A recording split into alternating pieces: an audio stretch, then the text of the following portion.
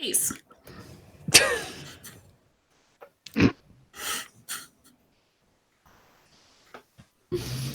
You know, we were just talking about the fact that we should have had the camera on for the last 5 minutes. Ooh, I'm getting Also, I should probably mute my own Twitch stream because I just heard me talking to me, and I'm like, God, is that you? You know? Meta. Wow, yeah. You're really rating yourself up there, Dave. I mean, it is thunderous audio. It is like, hello, we're playing Changeling. This is my Changeling ASMR will be the next thing after this. Because I got such a beautiful voice. Yeah, I don't think people pay for this. Screaming into the microphone.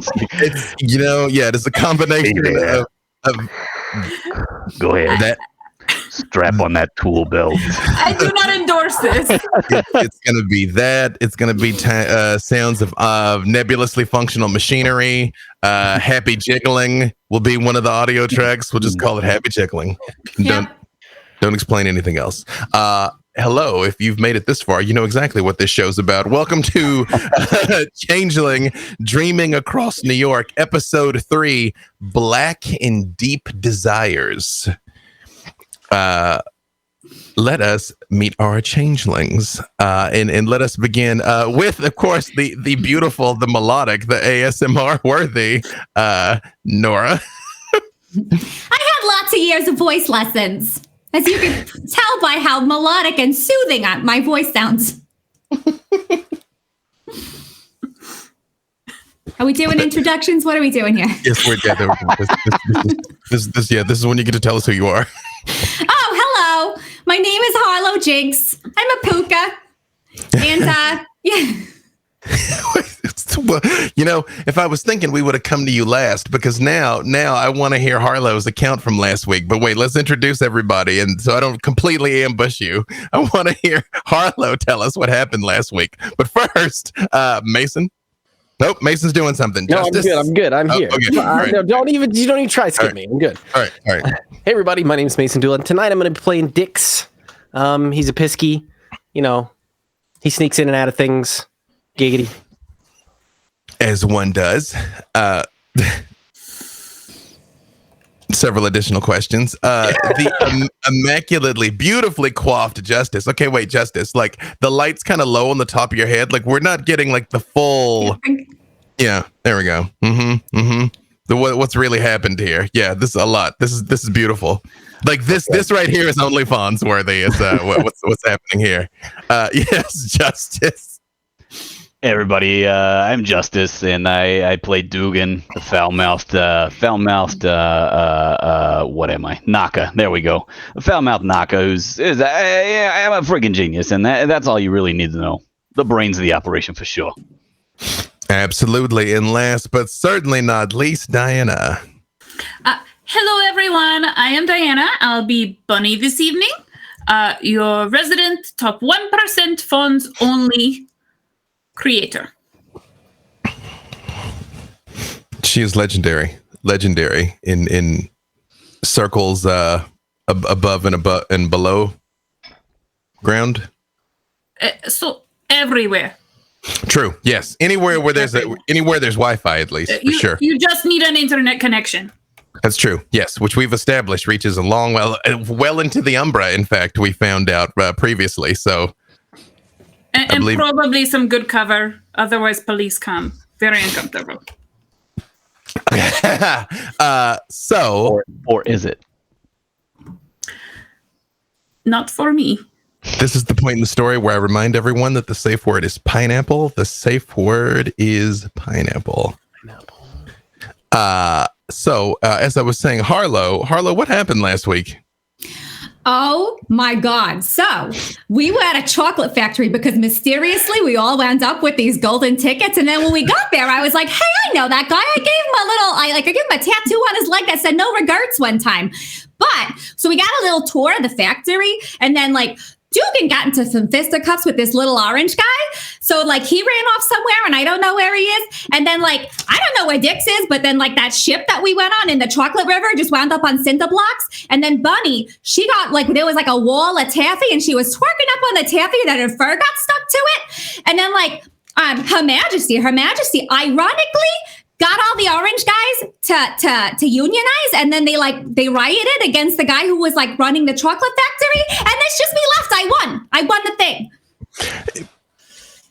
You know, while that all sounds incredibly plausible, and quite frankly, how did you get into my notes for the finale next week? But that's not. You do know that's not. None of that's what actually happened, though. Okay, this was my own fault. This is my own fault because, again, friends who are not aware, you can't. If you ask a puka a direct question, they have to lie. So, okay, well, skip all that. Although I think that might have actually been more interesting than what actually happened. High notes. Again, you all were tasked by the Slua to find something that he'd lost and he didn't know what it was.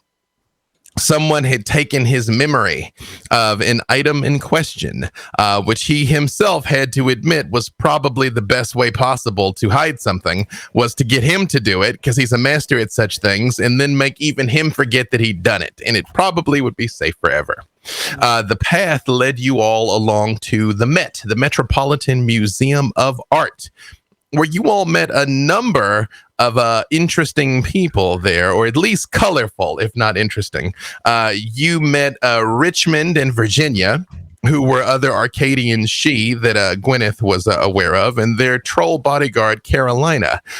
Dix, despite his very best efforts, liberated a small lapel pin that had the markings of House Fiona on it, which is something that Richmond and Virginia should not have possessed. It should not have been something that they had. And yet he was able to steal it from them. And Gwyneth, in turn, took a picture of it and uploaded it to her cloud archive. You also met two colorful redcaps, whose names you all actually never asked, and as such, I won't tell you, but they have names, just no one ever thought to check. Names are not important. They are optional, and sometimes they are, in fact, inhibit productivity. That is true. You all came to realize that there was a number of Fae in attendance that night, and that there was a new... exhibit. That I'm like, not attraction. What's the word for when a thing's at a museum? Yeah, Exhibition. That's a very different show. That's behind the paywall, is what Bunny already. Also, that. Yeah, both. Of the World Trade Center, commemorating the opening of the World Trade Center in 1973. There were a lot of pictures from the opening, and a couple of relics from Ground Zero were there that were present. But it basically was things that were pristine and survived. And the tone was very much commemorating the towers, not really about 9/11, except so much being like, look at how kind of life goes on, essentially. Like, this computer survived the destruction. Like, here was like a car that made it out. And one of the things that was there and unusual was a locket that was a black locket. It was like a piece of black glass inset into a gold frame, which might have seemed familiar on a bizarrely spiritual level to some of you, that did not seem like it belonged there. It didn't fit in with the aesthetic of any of the other things, but it said that it had been found in the tunnels beneath the tower complex during the excavations, and as such was still here on display.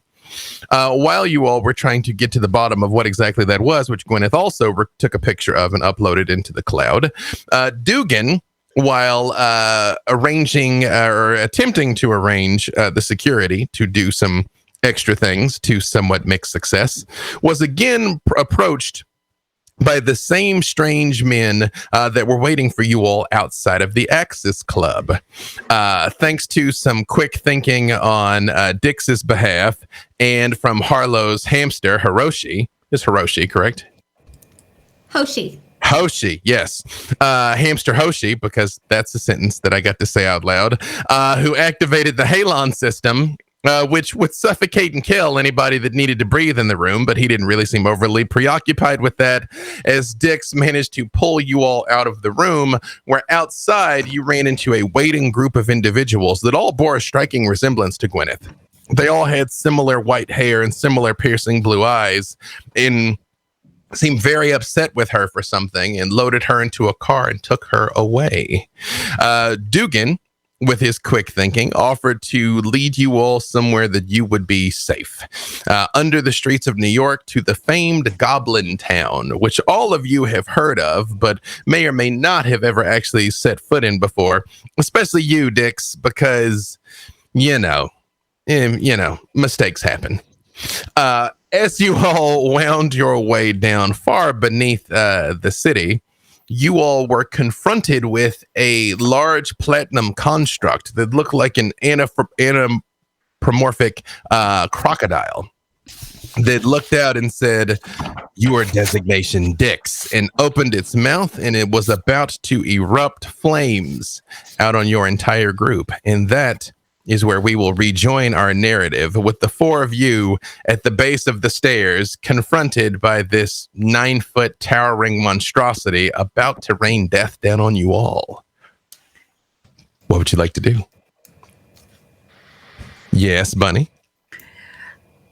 Yes, I would like to take a tiny step in front of everyone else and utilize my level 3 sovereign ability, I guess list. I should be able to tell this crocodile to do something or to leave someone alone. Let's see. Let me get that exact thing here.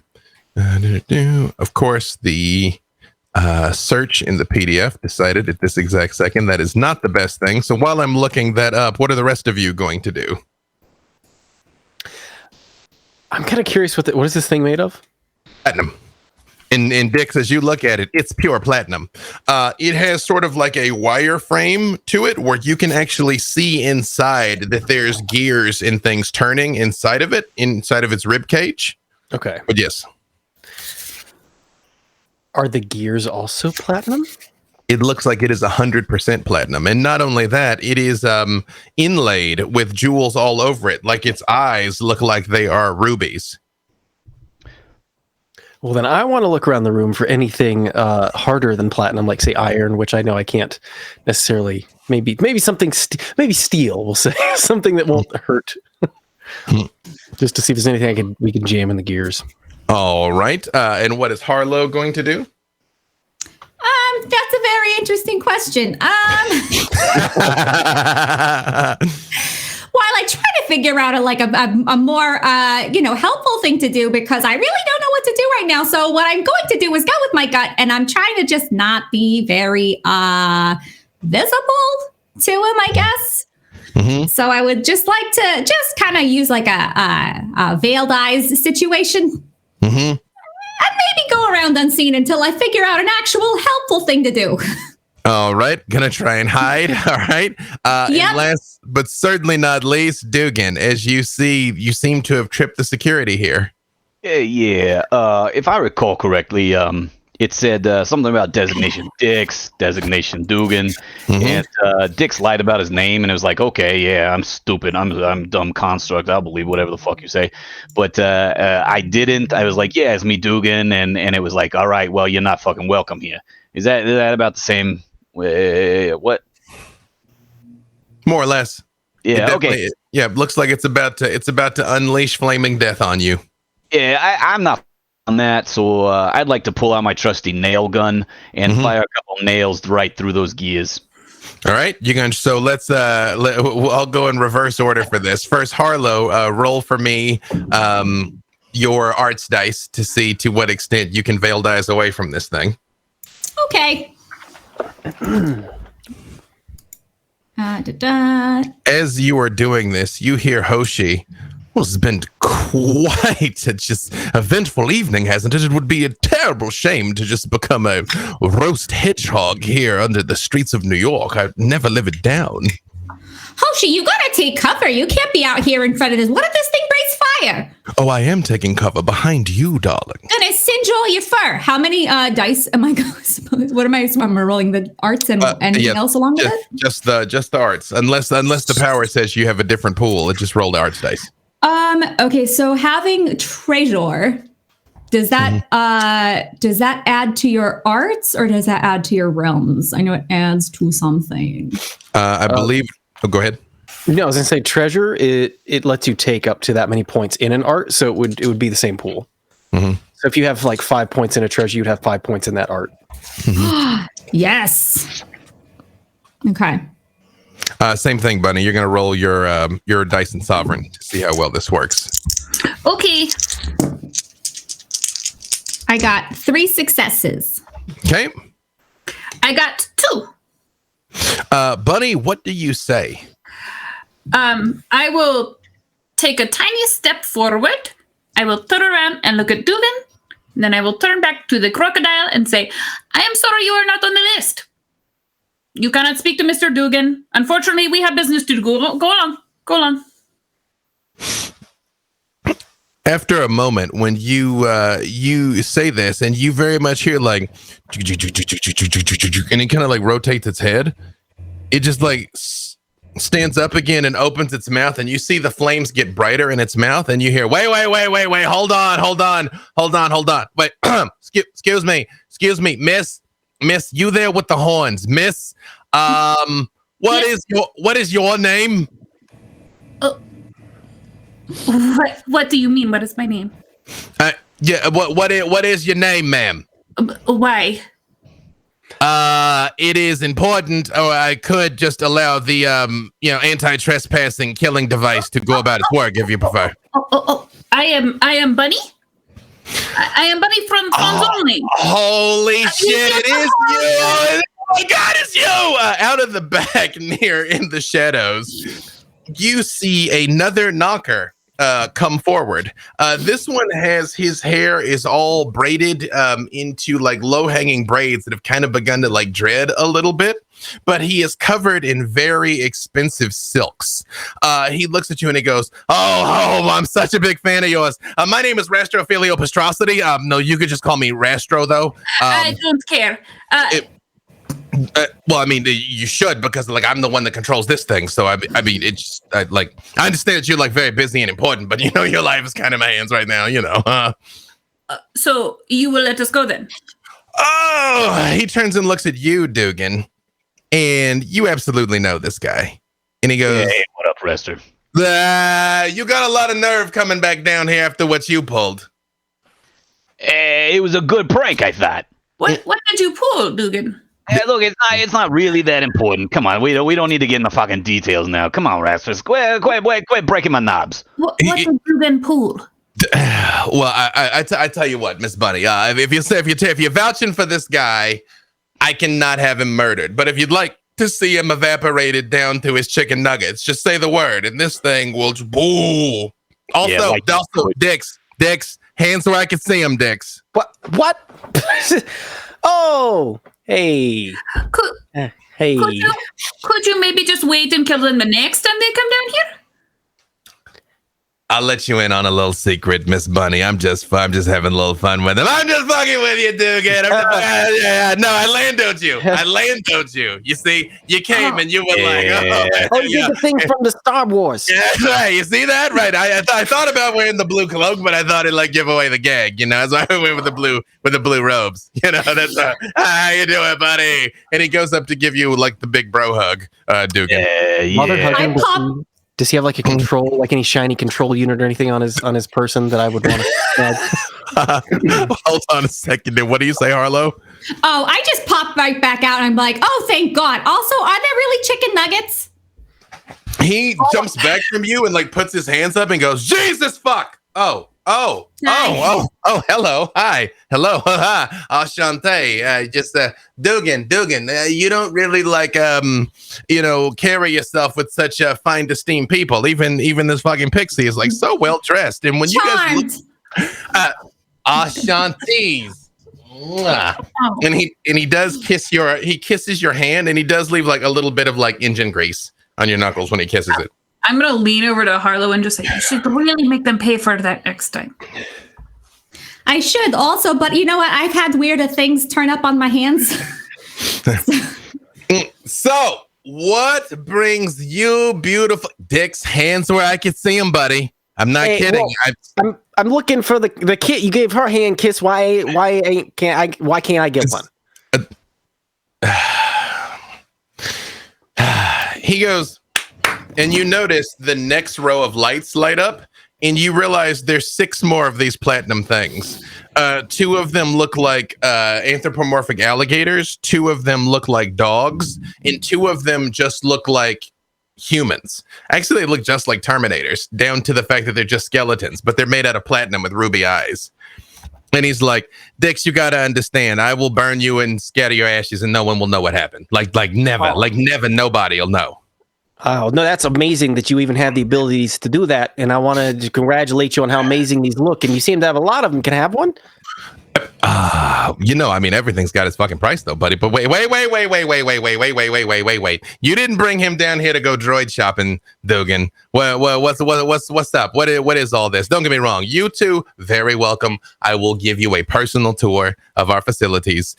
Dix, your presence here is somewhat contingent on your behavior. So Dugan, yeah, cousin, what's up, buddy? It's not a big deal. I thought I'd show these folks around. I know I'm not really like welcome here after that whole thing. And no, it was a good gag. It was a good gag. Yeah, no. Well, did you find the one yet?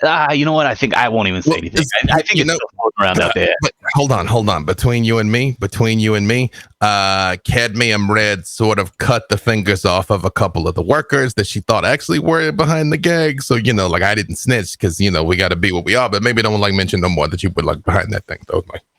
Oh, yeah. I mean, I've been out of the game for about 10 years now. So, I figured things might have blown. No, okay, all right. But look, we ran into a bit of a circus lupus problem, right? They hunted me down. I've been avoiding them for a while. And, wait. Whoa, buddy. You can't just say that out loud, okay? Because when you say circus lupus, these 7 constructs, you hear all of them go and stand up a little straighter and their eyes start to glow. Hey, I can't not say the things that I want to say, right? Like I just can't not do it. But I'm sorry, guys, down. Everything's good. Down, boy, good boy. I picked up Hoshi. He's like, I say, what exquisite craftsmanship. You must ask, how do they go about doing that? If you notice the reciprocating knobs inside that one's chest piece don't account for its mobility. I don't know anything you just said right now. They work, but they don't look like they should work. Go knock one over, see if it falls. Yeah, I don't recommend that. What? Maybe when no one's looking. All right. Also, and he holds up a tiny little paw for a fist bump. He's like, very proud of you, Harlow. Very proud. I'll put my pinky out. Just. Yes. I'm gonna lean into Harlow. Hey, I see you guys plotting a thing. You need me to make a distraction? Maybe Hands where I can see them dicks. Not you, Bunny. You put your hands wherever you want, baby. You know what I mean? No, this guy. Wait, you have to see a dick? Okay, normally I have to pay extra for that. All right, okay. That's right. It's cold down here. Are you cold? Because I could. Hey, she's cold. We can all tell. You see.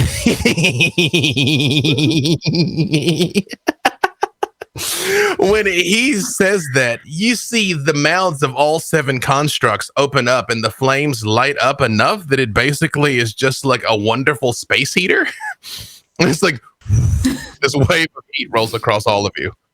Yeah, fucking show off. I could do that if I wanted to. Yeah, but you didn't, nobody. But you did not. You did not. Okay, so Circus says who shall not be named were on your trail, and you came down here to get away for safety. That makes sense. You were you here to do any bartering, my friend?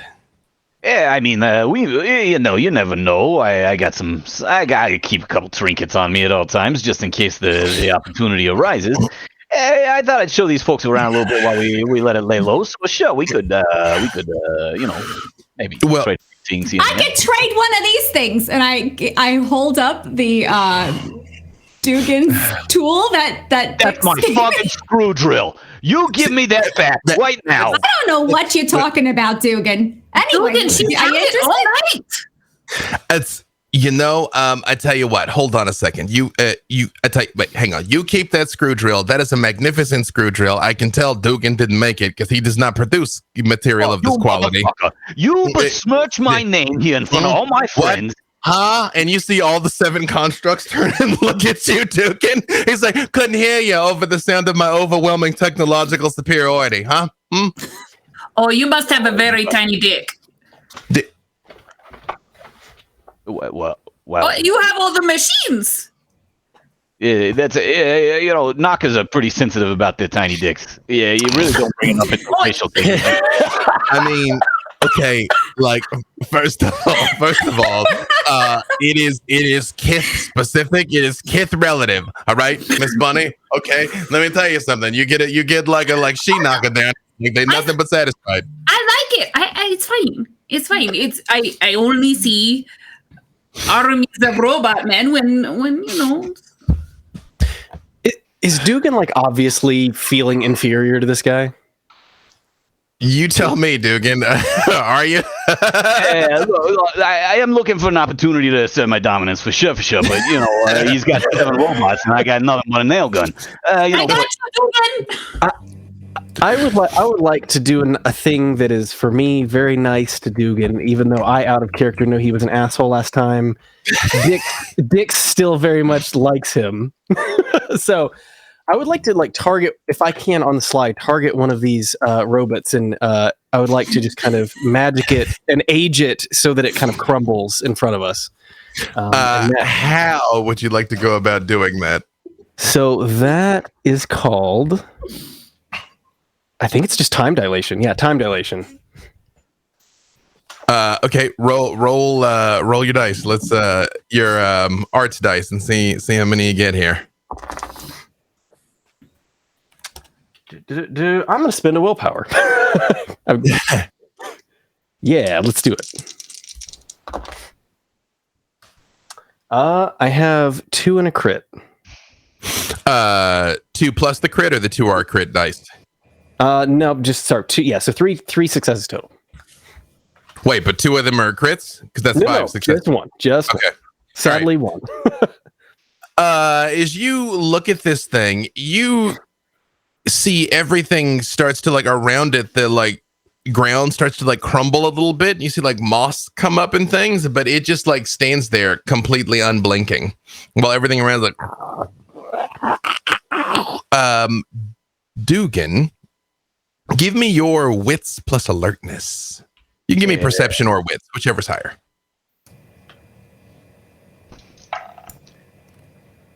Yeah, it's 2 success.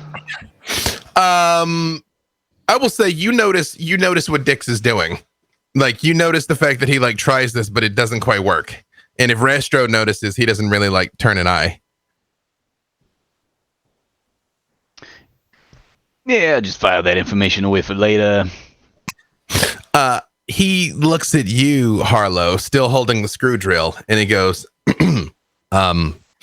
now that potentially embarrassing conversation about my very kith-appropriate genitalia is out of the way, perhaps I could escort you further to the trading floor. Maybe I could come up with something a little nice for you in exchange for the screw drill. Hey, you can't just trade somebody else's screw drill. You know I fucking made that.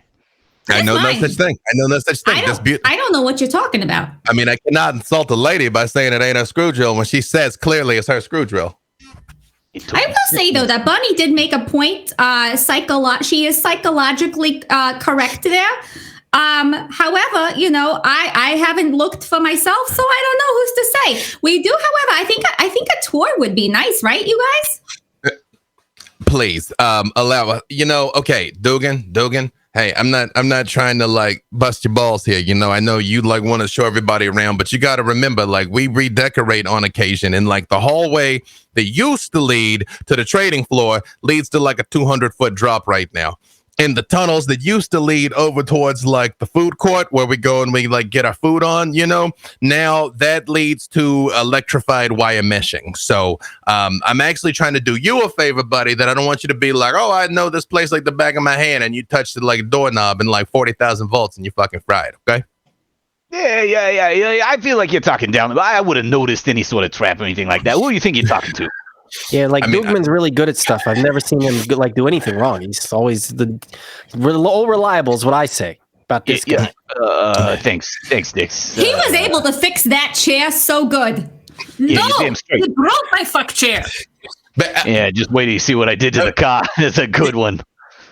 What he did goes, you do to the car? he's like, wait. Excuse me, ma'am. Does that mean that you are in the market for perhaps an upgraded fuck chair?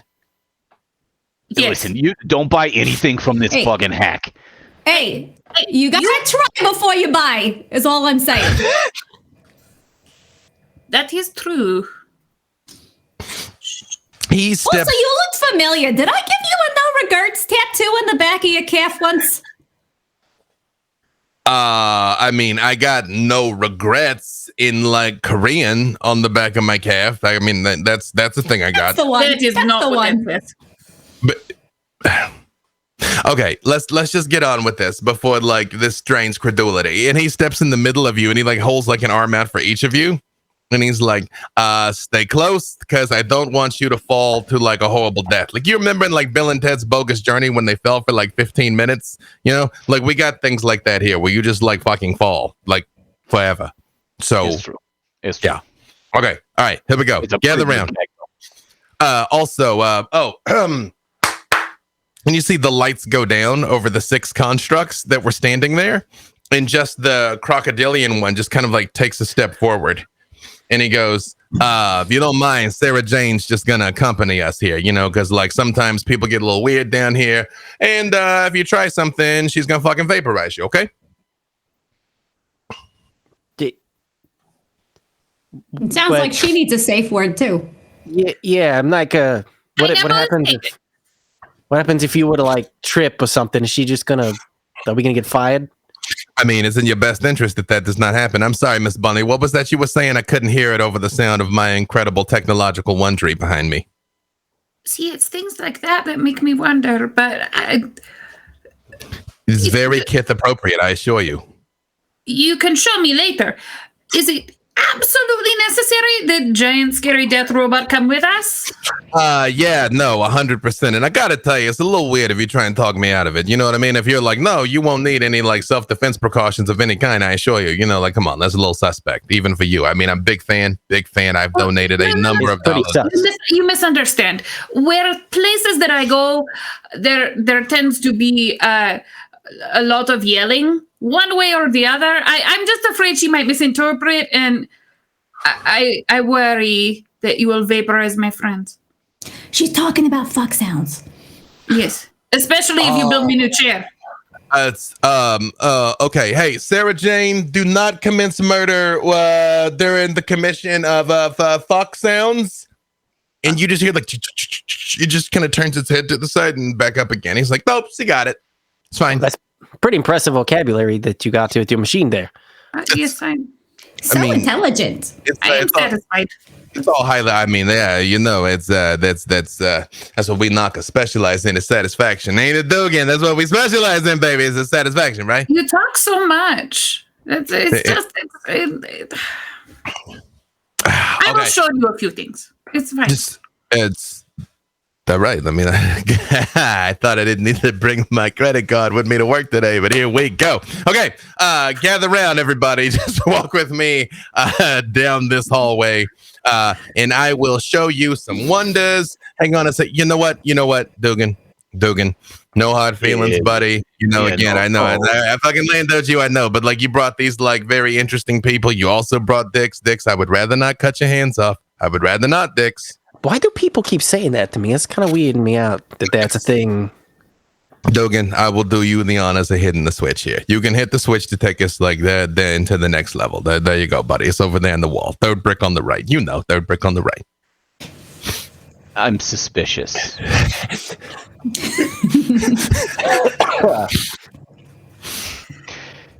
Yeah, the third brick on the right. I'd really like to take a good look at that third brick and make sure that I'm not activating a trap of some sort. You know, as we knockers are prone to pranks and murder. I completely understand. Roll for me your either wits or perception, and either your alertness or craft. Oh, you said wits and perception? Yeah, we'll go with that. Wits or perception in craft. Oh, well, yeah, that's a good roll. That's a good one right there. Here we go.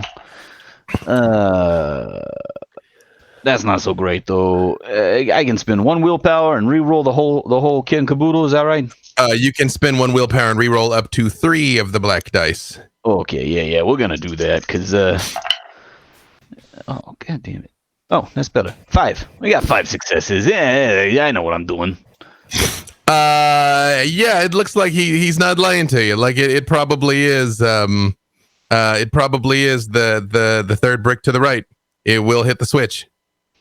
All right, I'll tap it because I want to, though, not because he said to. Right? Like, I got my pride. I'm like, yeah, you know what? Yeah, I'll go hit the button. I'll do it. When you walk over and push it, the brick walls slide apart in this tunnel that you all find yourself in, and you are confronted with an astonishing sight. It is opulent by even the most jaded standards. The decor is a combination of Baroque and Victorian excess. Polished wood and brass, muted amber lighting from ingenious oil lamps, glittering gold mirrors, and great works of art, both human and Chthonian. Even the secret passages, of which there are hundreds, are luxurious with dark mahogany paneling and minor art treasures. The floors are mostly fine wood parquet adorned with oriental rugs. A wide array of stained glass is backlit by oil lamps. Clever knocker inventions decorate the freehold, and hundreds of artificial creatures wander the halls. Clockwork masterpieces animated by glamour. They come in every breed and variety. Brass storks, jade alligators, silver dragonflies, gold leopards with onyx spots, etc. And they outnumber all of the changeling inhabitants by 10 to 1. In the midst of all of this hustle and bustle, you see a number of very well-dressed knockers. They still all look like a little disheveled, but some of them are wearing robes, like what Rastro's wearing. Some of them are wearing tuxedos. Some of them are wearing like very well-oiled smocks and aprons, not so dissimilar to what Dugan is wearing. And most of them are haggling somewhere, carrying out negotiations over like tables with all manner of finery and things laid out. And this stretches on almost as far as your eye can see. These just like tables and trading booths in this like magnificent place here. And Rastro says, everybody might be like a little jumpy. Tonight, we're supposed to have like some visiting dignitaries or something. I thought maybe that's who was coming down. And don't get me wrong, like you are both very special. Like you count as a visiting dignitary. Yeah, like you do. But I don't know that you's the one that we supposed to be knowing was coming down here tonight to buy some stuff. So, but the simplest way to explain it to you is literally anything your heart's desire is available down here if you're going to like pay the price, though, you know. Also, Dix, I don't mean to like beat a dead horse here, my friend, but they will harm you if you are yourself here. Okay. So me just being me is gonna be that's just want to say I want it to go on the record that I am offended, that I am hurt, and that I don't really that I don't like this place very much anymore. I don't think that I like it here. It's, you know, again, nobody like you can negotiate to whatever way sees fit for you also, but what you can't do is like the light finger thing. That's the thing you can't do, you know, like they got like a lot of security, like the greatest security that exists anywhere. It's kind of like here, you know. So do you happen to have any anti-light finger gloves just laying around? And I'm not talking manacles because that's Bunny's thing. Oh, do you yeah, know? I could throw something together for you real quick. Don't ask. You got your very own fucking genius right here in your party. What you talking to him for? Come on. Well, like, You're making me feel- Goodman, making me you feel got bad. like really important shit going on. I don't want to like take you away from your important, because remember, we're doing a thing. I don't know if you guys remember. We're not actually here to buy stuff. Well, you don't have your screw drill either. You can't build anything. Yeah, I built the screw drill with the other stuff. I can make whatever the fuck I But want. you don't have one. All good inventors have one. No, that's a one of a kind fucking piece that I made. I made that. It took me like 8 months to do. And I'm not. Wait, Miss Bunny, are you telling me then that Miss Harlow is in fact a master inventor due to the fact that she has the possession of a screw drill of this caliber? Is that what you're telling me? Look at her. She's good at everything.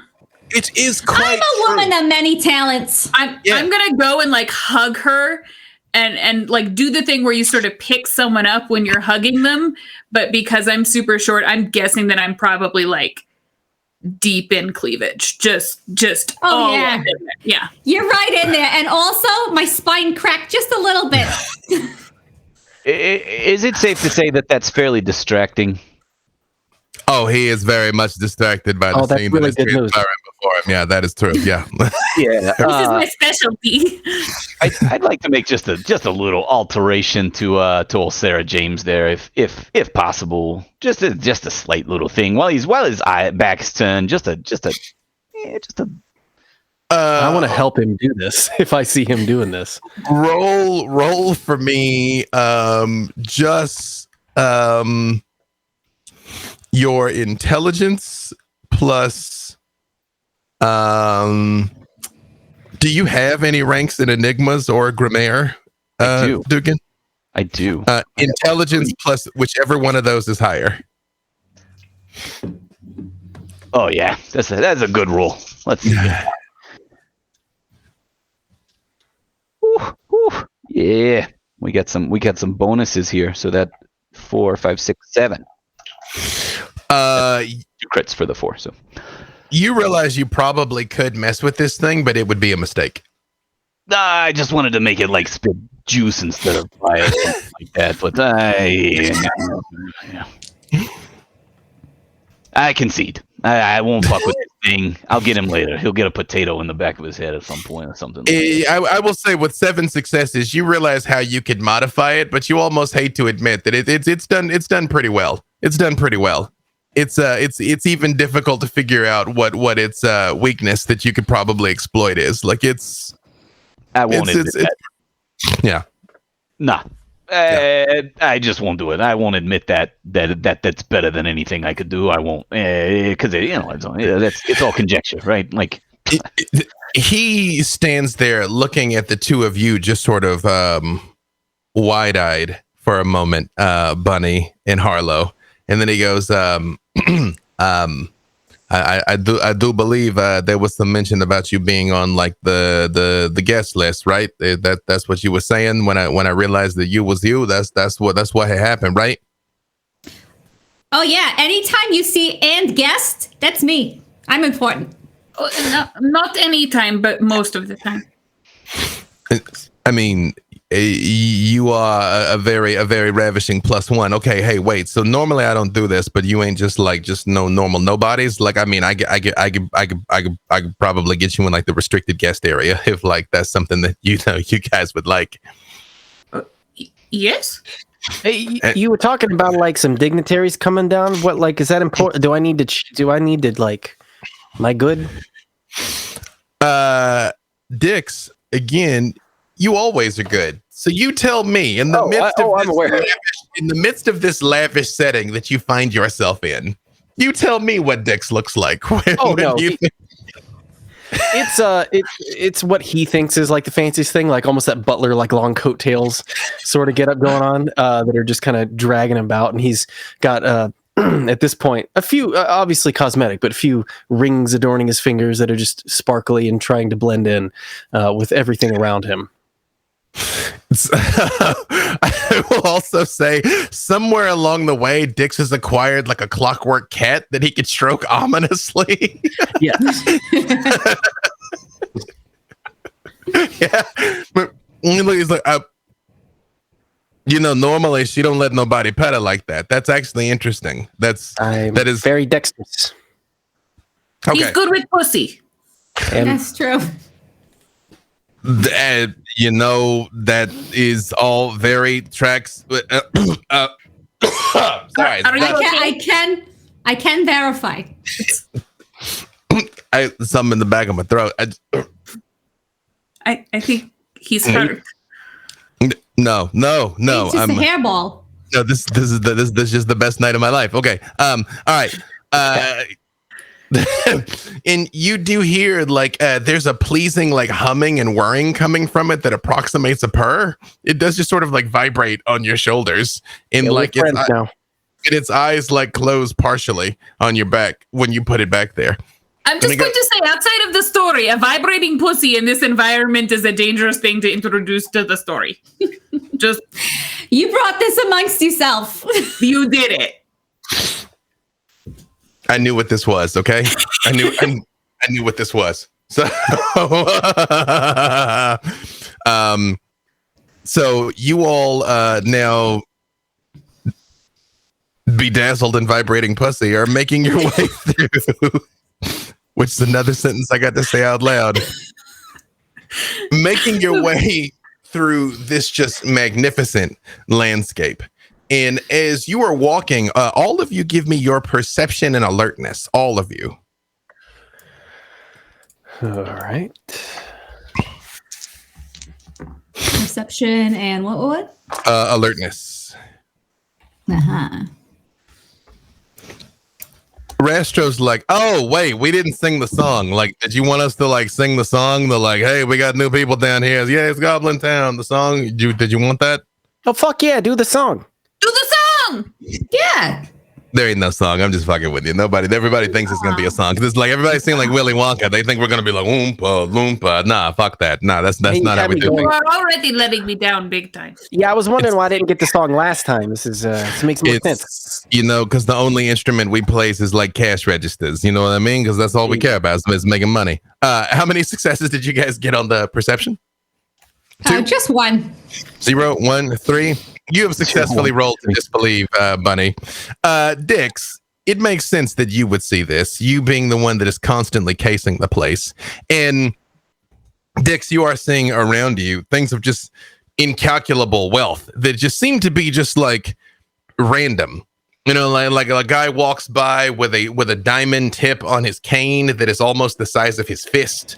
You know, there's all these bejeweled constructs and things walking by, and you can tell it is just people that had so much money, it just almost didn't matter. You see at one point, Rastro himself pulls out this silk and he goes, "Oh yeah, look at this. This was embroidered for the emperor of China in the 7th century or something," and just blows his nose in it, you know. And then just kind of balls it up and throws it to the side. He's all it's crazy. We just got it like that down here. It's really it's nothing. However, Dix, you notice off to the sides, kind of behind the tables, sort of in some of the side passageways, you see people. Most of them are wearing clean clothes, but a lot of them have long shaggy beards and long ratty hair that look like they were probably homeless, and they're just doing menial things but out of the way.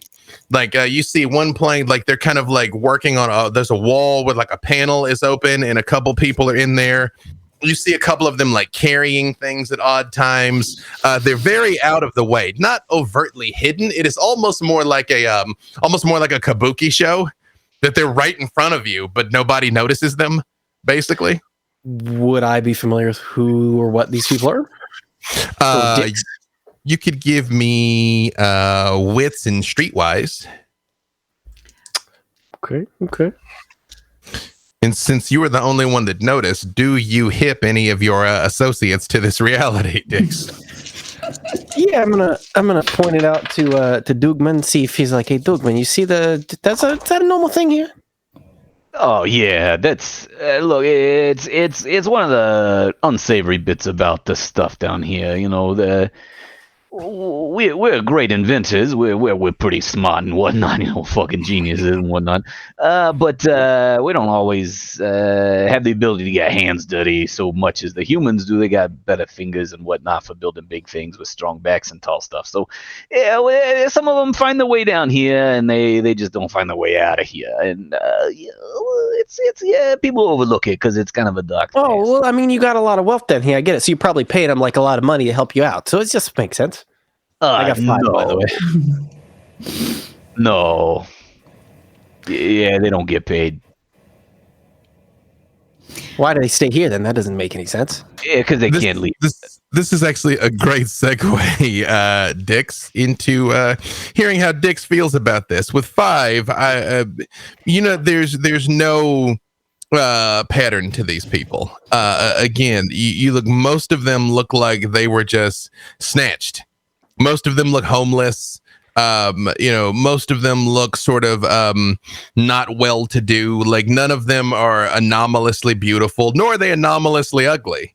They just look like random people that have been taken, mostly from the lower echelons of life. Even with 5 successes, none of them jump out at you like, oh, that guy looks well-fed type thing. Right.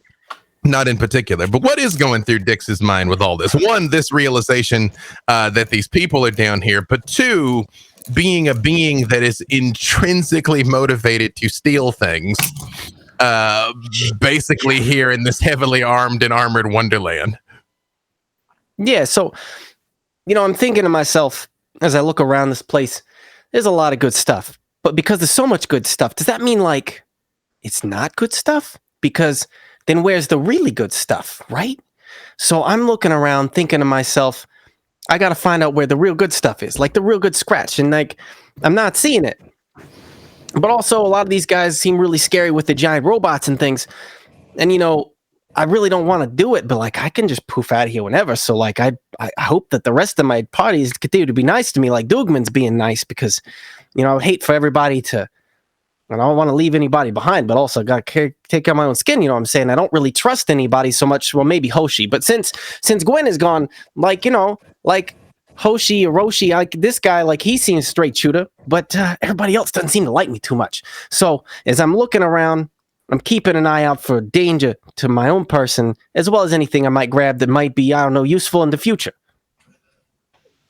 And then, specifically in regards to the peoples we just seen, like I'm not feeling so great about it. I'm just put a little bit of like the trust I had in Dugman before is like kind of tainted his character at this point, because like I've been discriminated against before in my life, and like people keep looking at me for grabbing stuff, and like I'm just saying, like at this point, maybe I just help these people get out of here, because I feel like I'm doing a good deed for the day. Maybe take some of this stuff on the way out. Bunny, as you are led through these halls, he comes around the corner. Ooh, hang on. And promptly dies like Clue. He comes around the corner and you hear it before you see it, Bunny. You hear a buzzing noise that is almost like a staccato, like and you hear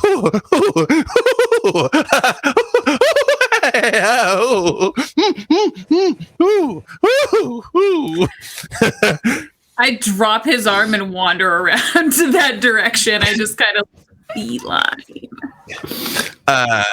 He says, yeah, it's right there behind that beaded curtain. It's like real classy. It's classy as fuck, Harlow, by the way they do it back in there.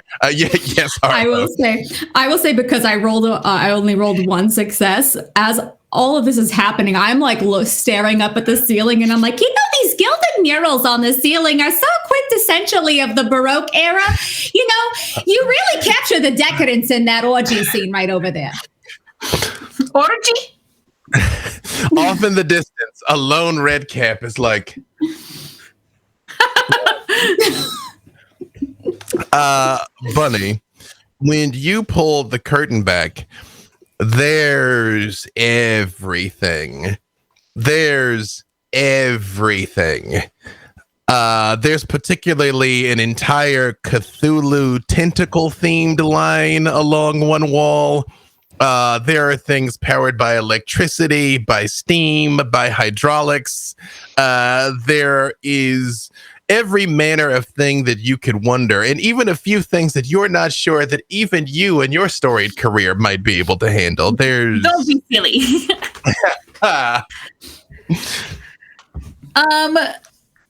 Did it look like the others were following me, or did I kind of just wander off like a child at Disney World? I mean, you all tell me. I would say that while actually, I will say you got away for a split second because Dix and Dugan were discussing the state of these people while Harlow is remarking on the bourgeoisie excess portrayed in some of the murals hanging from the ceiling. You know, for being very corpulent in that era, they're very flexible. I know the feeling, Harlow. I know the feeling. Bunny she'll open the curtain and see all the beautiful tools. Mm-hmm. Her eyes get very large, full of wonder, and she'll just sort of mosey around and continue to pick things up and sort of put them in her arms while she's walking around. Is there a fuck chair here?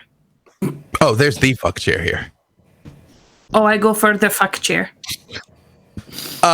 It's kind of like the Iron Throne from Game of Thrones, but those ain't swords on the back.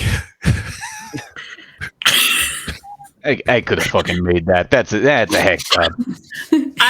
You all are going to walk in. Wait, what all the? Oh my God! Bunny sits upon the throne of Dix. If you look closely, you'll find it on my back.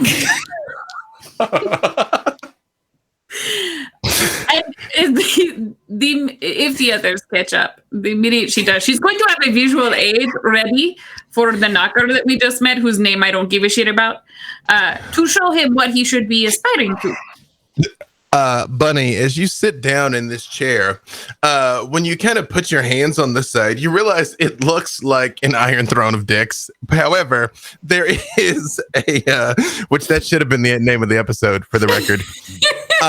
But there's like a control panel on the right hand that actually is more like the captain's chair of the Starship Enterprise, which is weird because you're like, how is it that like 6 buttons can perform 180,000 computations? That's odd. And while you're looking at this, you see a female knocker come walking up to you. And she is dressed like an old-timey saloon madam. She's got this floor-length dress, but like a bodice on with that very much like lifts up everything. And she is the cleanest of the knockers that you've seen so far. Giggity. However, she very much has her makeup just like very poorly slathered on. She looks almost like the female gremlin from Gremlins 2.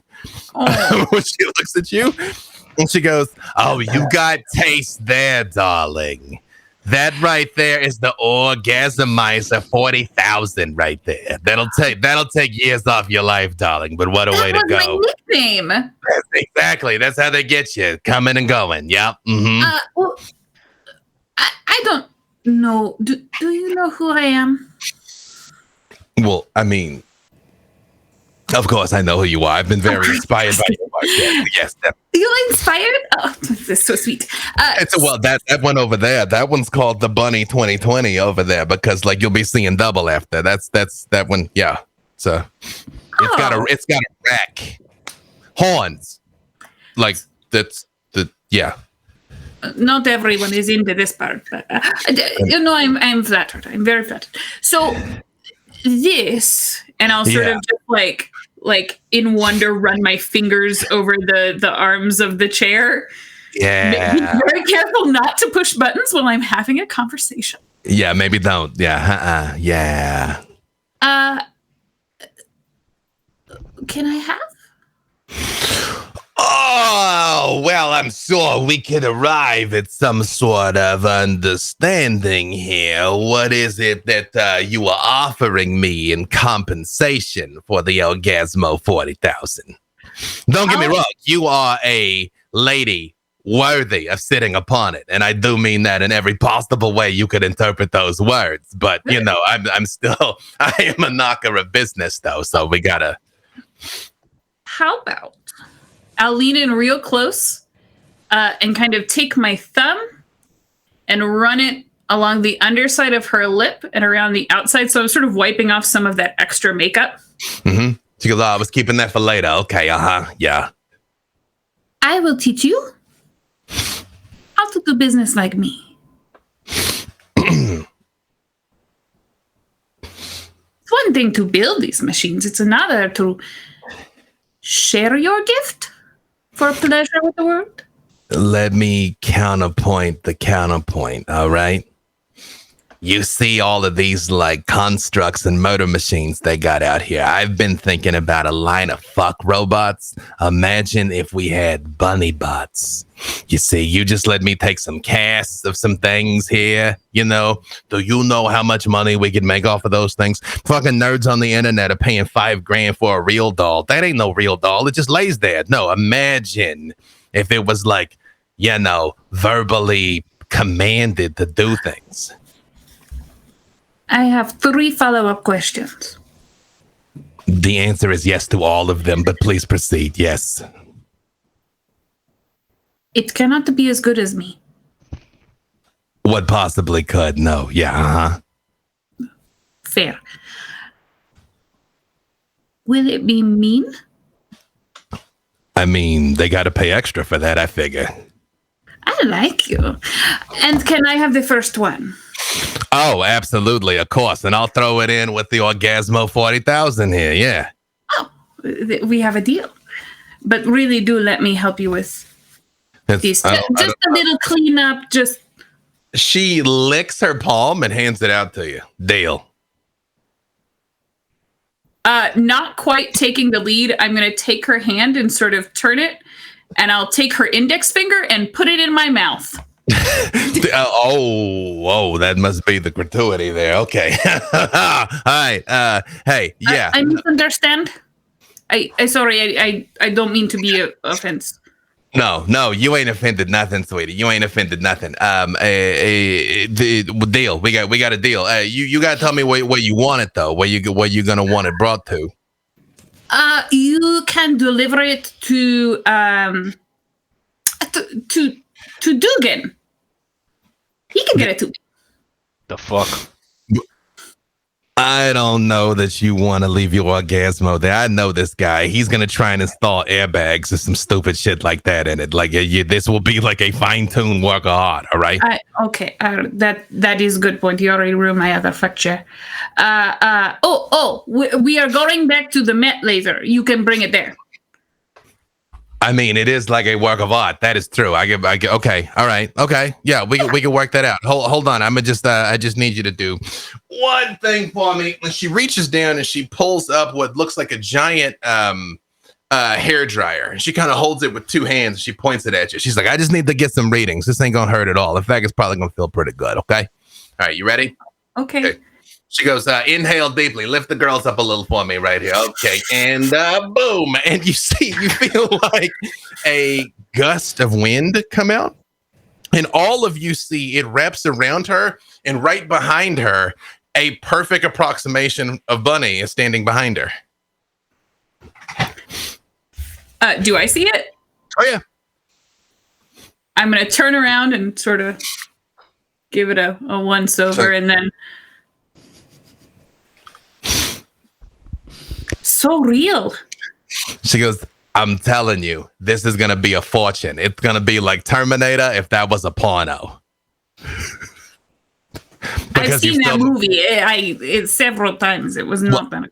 It still might kill them, though. That's the best part about this. Also, Hollow, hold on a second. I got to do like a little market research. You seem like a woman that knows your way around a Seder. Come on, look at this. Wouldn't you pay for this? Wouldn't you pay full price for this right here? As I have like sauntered in here eventually, I'll see all this. Like, as I'm like looking in, I was like, wow, I've never seen a fuck chair that needs its own mission control center. Whoa! I'm seeing double. I didn't even go on that chair over there that's supposed to make you do that. She's like, that one's the work hard. That's the bunny 2020. Yeah. I've heard so many good things, but I've never had the pleasure. It's, you know what? I tell you what, my darling. Maybe we could arrange for you to like stress test one for me, but you got to give me a little something here. Like, what are you gonna trade with me here? You know, wait, hang on. I seen all them dicks on your back. They are magnificent, by the way. You got away. You got away with the ink pen, right? Like you like a tattoo artist. Hang on. Wait, let me be careful. I don't want to offend you as a poker. So let me ask this indirectly. If a person were to maybe trade you a bunny 2020 in exchange for like a tattoo that is not fucked up kanji like what's on Rastro's calf over there. I ain't never told him though, but I know that ain't saying what he think it's saying. Would that be really like not. It's like I want like a phoenix that is like coming out though, but I want a phoenix that's like she leans over and whispers in your ear the lewdest, nastiest thing you could possibly think of, and she's like, but all over my back though, because I mean, so for the first time in my life, I am so moved by somebody's autistic vision. It would be an honor to have a bird orgy on your back tattooed by myself. You can't I can't get upset here. This mascara is gonna stain the carpets. Honestly, I don't know if I can stop myself at this point. Oh my God. It's so beautiful. She just reaches out and hugs you there. Yes, Dix, you were saying something. Oh no, she just said Dix, so I thought she was talking to me. While you all are having this exchange, Dugan, you see Rastro comes up next to you and he goes, can I have a word with you, buddy? While everybody's otherwise entertained over here. Yeah, I guess so. You made me look bad in front of my friends. You're showing off your big constructs and whatnot. Yeah, sure. What hey, look, Bunny's the one that brought the size of my constructs into the conversation, okay? Like I was just here doing my thing. And I ain't made you look bad. Like, come on, you're immaculate. Look at your beard. Look at your hair. Look at that. You could get like AM, FM radio on that thing. Come on, buddy. Yeah, I do. I put some wires in there. It goes straight to my brain. It was a very delicate operation. I probably shouldn't have done it.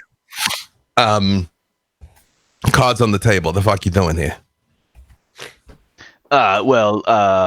Shit. So look, there's this fucking slewer, right? And he told us that we needed to get this thing that he lost. Like slewers do with their creepy fucking 7 fingers and shit and whatnot. And I can't. I shouldn't be telling you this, but I literally cannot not. The slewer, he stopped us. He was like, hey, you're a fucking genius. Do this thing for me. And I was like, okay, I'll do the fucking thing for you. And we went to the Met and look, I hadn't told any of these guys yet but it looks like there's a thing there that we should probably get. But security was fucking out of this world. Like I couldn't even figure out how to get around it. Really? Wait, like no bullshit me. Like you couldn't figure out how. Like no bullshit. It's not. I don't think it's not gonna work, man. It's some crazy shit, man.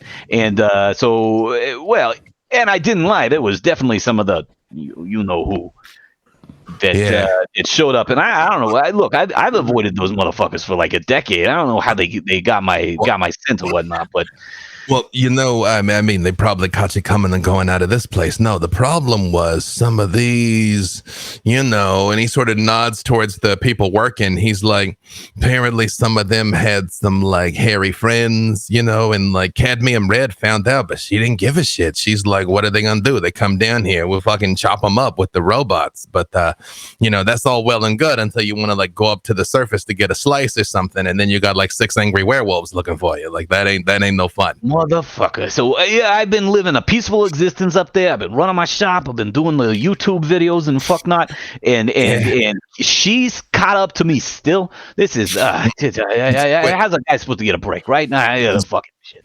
Wait, but hold on though. Hang on. This is like, honor among Nakas type thing, what is it that you're trying to liberate from up there? Maybe I might be of some assistance. Like maybe I could throw around a little weight, introduce you to the right person, but I mean, I gotta know what I'm putting my neck on the line here for. Hey, look, it's I don't know what it is. It's some sort of little black thing. It's like a square or whatnot. I'm pretty sure that's what we're after. It's the only thing that was like screaming to me in that room. The Slua didn't know what it was. He forgot what we were supposed to go find. Wait, you forgot? Like Sluas don't forget nothing. That's what makes Sluas Slua. They don't like elephants and Sluas. They don't forget nothing. I don't know if Sluas is afraid of mice though, if that's like an urban legend. But yeah, that's not how that works. I feel like I should try and figure that out. Maybe I could put like a mechanical mouse together for the next time I meet this Slua and see if like it's actually scared. That's something else to work with. But no, he said he knew what it was, but then he said nobody else could hide it as good as he was, and so he hid it, true. and then he had somebody take away his memory. So he didn't forget; he was forgotten. Like he was forget was put on him. No, that's like a thing that like maybe we could like collaborate on. We could create like a forgetifier though, and you just like zap it. Like, I mean, I would rather Bunny not necessarily remember that she thinks the fact that I got like an inadequate a bit of knockadom here, like if I can take that from her. We take that and we make a blaster basically that blasts the memory right out the back of the head, and then you can grab the memory yourself and you're like, hey, I got the memory. Boom. Forgetifier Ray. Okay, all right, hold on. All right, no, like I guess let's just get through this right now. I'm gonna go. Yeah, I'm gonna. All right, I'm gonna make some inquiries. But I gotta. Wait, is that a second bunny that she just made over there? You see her grabbing the second bunny's boobs. I quit asking questions after she's like no, so I had a dream like this. Oh my god. Yeah, the madam is gonna make so much fucking money off of this. Okay, all right. No, this is great. This is good for us. Hey, I tell you what, this is what I need you to do. And he reaches in his pocket and he pulls out a golden medallion and he hands it to you. And he's like, okay, this is what you're gonna do.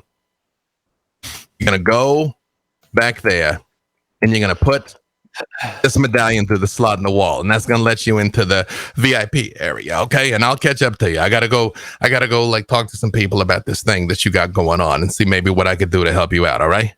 Yeah, I appreciate it. I'm sorry about all the unkind words, and sorry for looking at your robot like I was gonna fuck it up, but I didn't. No. She is like, and she's a work of art. I get it. No. Hey, man. Hey, there's one thing I learned from being down here is there is enough cream to go around, and now that she's making extra bunnies, I sure should hope so. You know what I mean, buddy? You know what I mean? Yeah. Okay. I don't understand what you guys are talking about. Hey, look. There's room for every Naka to have like their own little chicken coop going. Okay, like we ain't got to be competing about nothing. Okay, like there's enough. Also, one other thing, that Harlow girl, she's pretty hot though. Like, I mean, you think if I, like you ain't gonna be like mad or something if I like try and get a number or whatever. The football. I mean, do not kink shame me, my friend. Like I'm into what I'm into. Hey, I'm not kink shaming nothing. I'm just saying, like, me. No, come on, man. I don't subscribe to. I don't know what they're talking about half the time. I like my tools. I like my pipes. Getting those good gears together. Hey. If you like pipe, that is your business, my friend. This is a zone of safety beneath these streets. Okay, like I mean, I want you to be you and find your happiness wherever you do. Okay. Nothing makes me happier than a big pneumatic gun. I'm just saying, like, if I can get that thing across 100 yards, I'm orgasmic. 100 yards? You need to get that checked out by a specialist. Okay, all right, here you go. Hey, wait, but get them. You're gonna have to get them off of the Sexomatic. I get it. Like, I mean, she's been working on the Orgasmo for 20 years. That is a dude. But yeah, get them back there. I'm gonna make some calls. Please do. Finish. It's gonna be gross. Oh, I wish I could stay for them to finish, but no, gotta go. Business, duty It's calls. a magnum opus. Gabe. Please, please, please, please save Dex from himself. Okay? All right. I do what I can. And he does turn and walk away. Dix, in the midst of all of this, watching the duplicate bunny being felt up now, and a very proud knocker madam standing there watching this with tears in her eyes, is Harlow and Bunny are admiring her handiwork. What is Dix doing? I mean, at this point, there's probably nothing. There's probably nothing in here that Dix wants to grab. So this is a relative zone. Unless I don't know. What's Harlow doing? I've sat her on the throne and am pushing buttons now. Me? Yeah. Oh, yeah. I will be a test dummy. Harlow, roll willpower for me, please.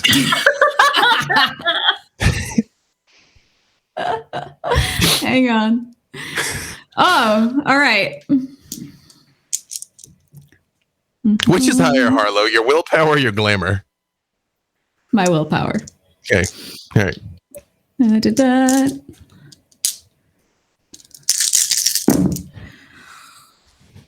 Two. So 5 successes, but 2 of those are critical. So 7 successes with a crit. Yes.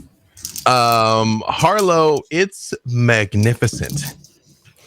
And you feel yourself transitioned across space and time through the dreaming itself like a comet shooting across all of reality. And by the time you regain your senses, there is a very long line outside of this booth for people wanting to buy whatever that is. All right. So, you know, when cats do that thing where they're like hunched over and all of their fur is on edge like a mohawk? I'm like that. And I got my claws like deep in the chair. And my eyes are dotting around like somebody's got a laser pointer. You make the strangest face. Do you need help standing? I'll kind of hold out my arm. I'll hiss at Bunny if he comes near me at this point. Just out of instinct, like I didn't mean it, but that's what happens. Don't touch me. If I get hissed at, I take that as an invitation. So I'll probably just, you know, while she's transcending time and space, I'll just grab her hair maybe a little bit and then sit on her lap. You know how like you could pick up a kitten by the scruff and they just go limp? It's pretty much. I just oh, what's happening? You don't do this right. What are you doing?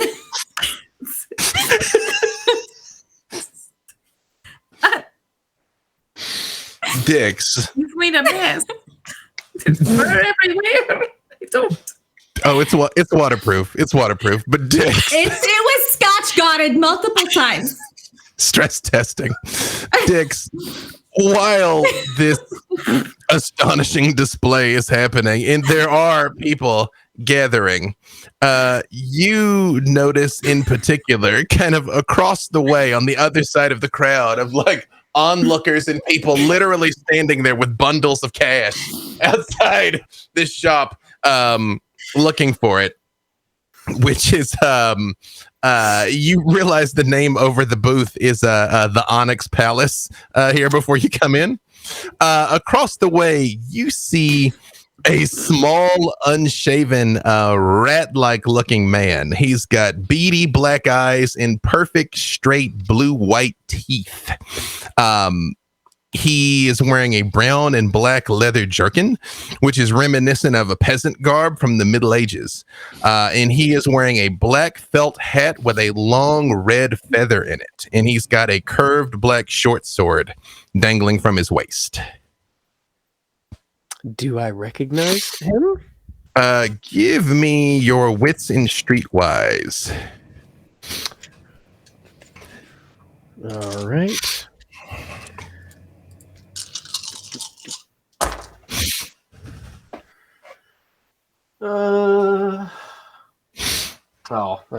That's 3. He's pretty famous, so I'm going to say 3 is enough. This is, at least he fits the description of a famous unseelie redcap known as Rat Breath, who is both the personal bodyguard and assassin of Lady Alexandria of House Fiona. And as far as you know, he should not be here. And that's a good place for us to take a little break. Because I couldn't follow up with, I pull on her hair a little, but I was like, I got to do something. So we'll do a quick, we'll come back at 15 after. So we'll do 9, a quick 9, 15 minutes after to come in here and hose off the Scotch guard. And that's why you have to roll to disbelieve, because otherwise, when the werewolf gets on top, you just like there's nothing you could do. Like too much friction. It's just it's a lot. So that is a lot of rage and fur, which maybe we should call the spinoff that Rage and Fur. Rage and Fur. All you gotta do is wax first. So, do you want to wax a werewolf? I should. They're so angry already. Maybe that's why. I made a machine for that once, and it was like a turbo wax. It didn't go over very well. I understand why those lupines are after you now. Let us know when we're back, Jake, from the. Oh, hey. Oh, hi. Hello. So we are back for some more completely uneventful shenanigans here. Now, Bunny, what's going through Bunny's mind with all of this? Like, where's Bunny's head at after all of this? Where her head ain't. Bunny is pleased at this new business venture. She's very excited to share 2020 Bunny with the world. Lots of money. Like that's really good. I don't know why we're here though. If the funny little box we were looking for is back at the Met, I'd like to go back at the Met because that's where all of my things are getting delivered, and there's beautiful art there. And I think I promised the Red Cap a date. It's hard to keep track, but I'm good. It has been quite an eventful night because it's just like midnight by now that all of this has happened. Because I mean, you all arrived at the Axis at about 6. Harlow might have sprayed on my leg a little bit. Just a touch, just a little bit. I'm sure I can just take it off. It's fine. It's fine. Don't worry. How else are you supposed to know she cared? Exactly. That's what she says. You might. It's what I like to call my love language. Bodily fluids are my love language too. I think that's why we get along so well. Meanwhile, outside Dick's, you spot Rat Breath kind of across the way, watching this whole scene unfold. He is not like all the people that are kind of like rubbernecking, trying to get an idea. And you do hear murmuring in the crowd of like, is that Bunny? Is that the Bunny? Like, do we have to like pay extra for an autograph? But he's not doing any of that. He's just over there looking at you. Looking at me? Or me specifically? He's sort of like, Bunny, Dix, or your Dix, Bunny, Dugan, Harlow, and then kind of back to you. Like, it's clear all of you are over in the Onyx Palace and all these other people aren't. Is he alone? As far as you could tell. So I'm going to mingle through the crowd. I'll make my way over to him then. When you walk over, he kind of puts his hand on the hilt of the sword, but doesn't draw it. And he just looks at you and he just kind of goes, "Good day, Yeah, I couldn't help but you notice you were taking all of our beauties in.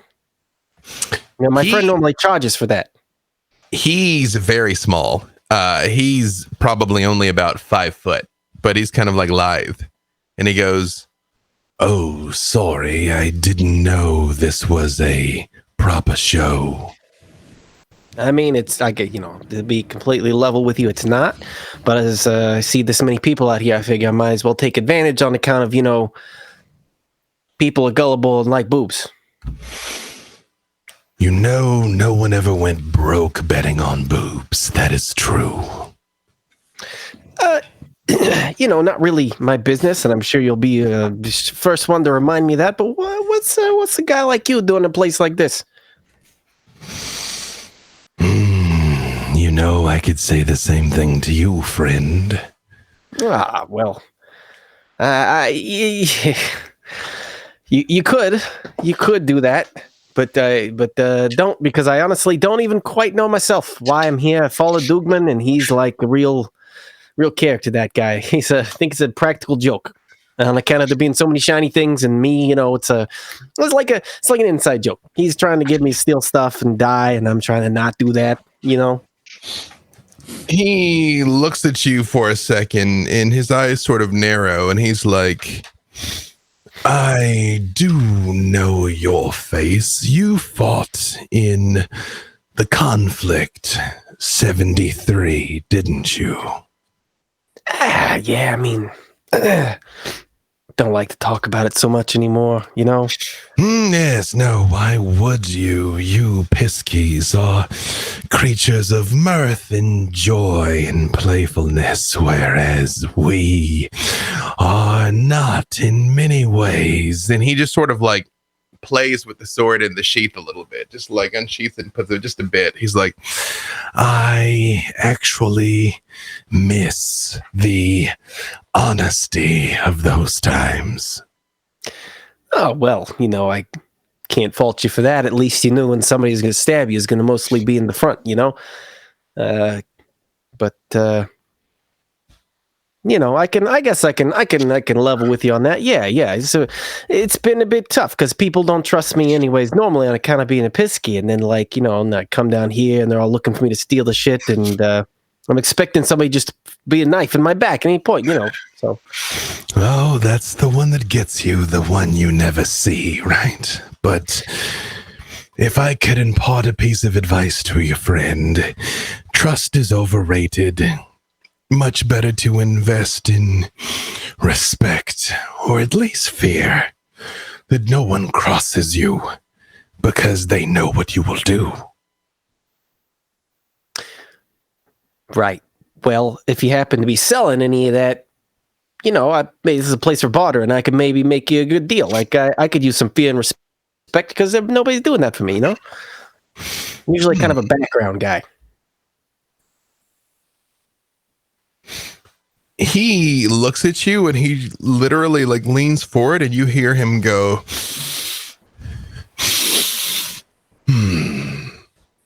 "I actually think you may have something worthy of barter." And he just stands up, and he barely comes to your shoulder, Dix. And again, you're not the tallest guy, but he is little. And he says, "I must check back in with my lady. Afterwards, perhaps we might reach an accord of some sort." I mean, as long as you don't keep leaning in to sniff me, I think we may have common grounds for the thing that you just said. But otherwise, I'm a little weirded out by this because on account of you eating people and stuff. I don't want to. That is an ugly rumor. And he flashes you a huge smile full of the same razor sharp, jagged teeth that all red caps do, even though his are perfectly filed. He says, "I will do everything in my power to neither stab you in the back or consume you tonight, Mr. Dix." Well, please don't cut off my thumbs or hands either, because that's been the top thing of today, and I'd really like to keep them attached to my body. Understandable. You should see what happened to the last Pisky that tried to pull a fast one down here. What? I should? What happened to the last guy? He just sort of like puts a hand on your shoulder and like turns your shoulder slightly, and you see what looks like a monkey that is crawling by, one of these clockwork monkeys, but you realize that's not a monkey head on that body. What an idiot. What kind of dumbass gets caught? No one ever expects to, friend. No one ever expects to. Yes. When we meet again, we shall discuss this matter. I think our paths will cross again sooner than later. Well, should I be expecting the knife in the front or the back then? If you expect it, someone has already failed at their task. I don't know if I am threatened or not right now. No, not right now. And he just like gives you a little nod, and he just starts to like walk straight backwards towards the shadows, and it's just gone. Did anybody else see this exchange? They're all very much captivated by Bunlow over there. Fuck, I wish Gwyneth was here. I'm gonna kind of like make my way back to the... unless I see Dugan outside, I'm gonna make my way back into the fuckage, I guess. I will say you do see Dugan sort of making his way back that direction also. And you also see Rastro kind of wheel and go the other direction before Dugan comes over towards you. Hey, Dugan. Yeah. Hey, what? I didn't say anything. No, I was just going to talk to you first. Can I talk to you? Is that okay? Are you busting my balls about like talking to you first? Like I know that we have this kind of back and forth tit and tat relationship, but I would like to think that maybe you and I could have a serious conversation like every now and then. Oh yeah. You know, anytime you like. And you know, I saw what you tried to do for me back there with the time thing and the construct. I appreciate it. You know, I can't keep a secret. I put a contract on your thumbs with those red caps.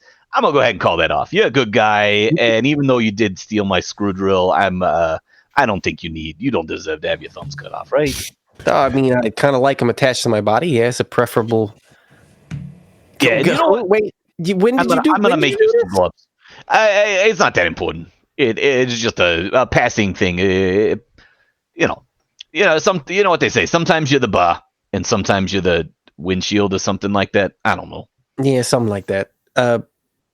So, are you familiar with this rat breath guy? I know he's kind of like a big deal or whatever, but oh yeah, he's a shithead. Yeah, why you say that? You know, I just say that with the nicest of respect things. Yeah. So like, but if like you were like, you were to make like a sweet deal with you or something, would you take it, or like would that be bad? Oh man, okay, look, right, like. Yeah, Faye, obviously. You know the precautions we got to take with anything that you say, but I would not make a deal with anybody down here. Let me tell you, there is no good that will come of it. I'm just saying, like, they take it to another level down here in Goblin Town, like the contracts and whatnot. And I mean, I could write you a master course in fairy contracting. It's kind of my thing. I'm just saying, I'm not a fucking slouch in the realm. But you just got to be real careful with anything that anybody says they're gonna do for you. There's a price, and oftentimes that price is a lot heavier than you wanna do.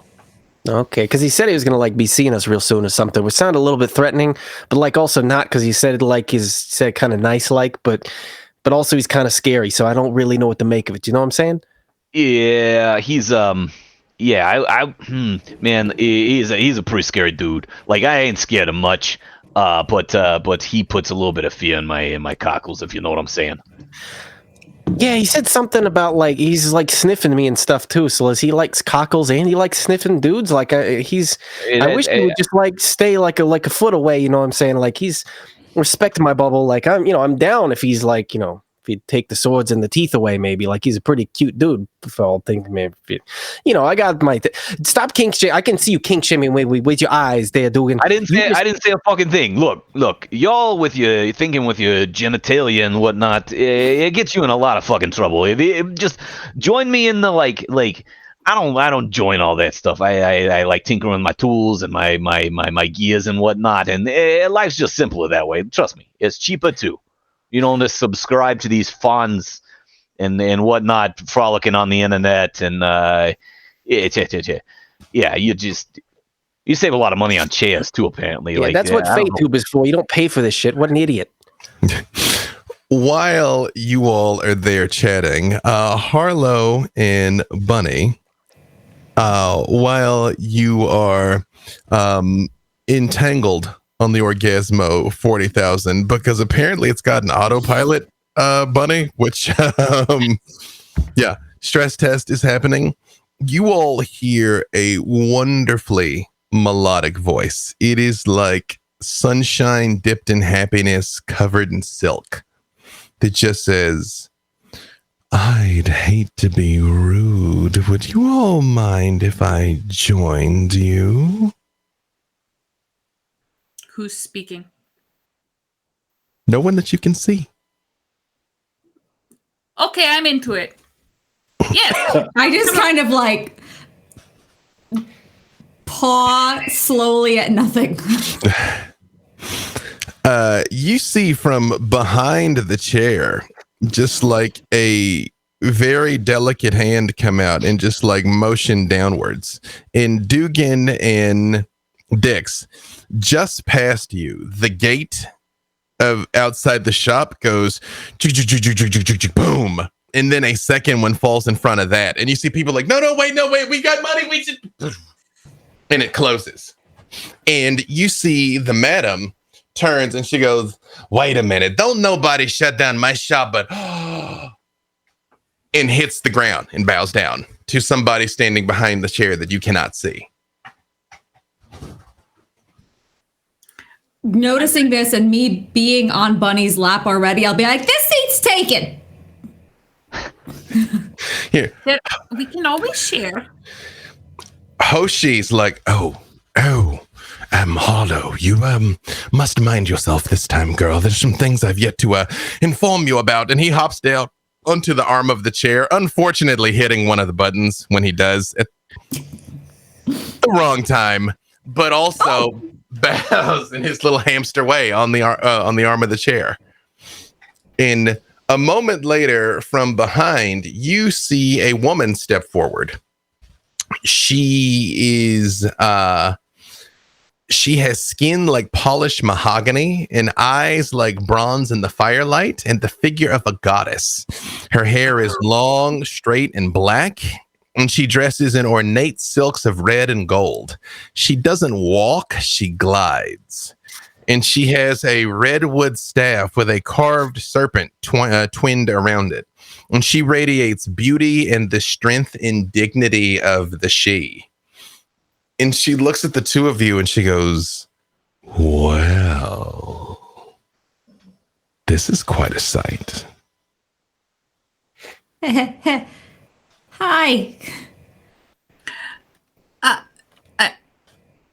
I don't particularly care, but would you like to introduce yourself before you join us? I'm Bunny. This is Harlow.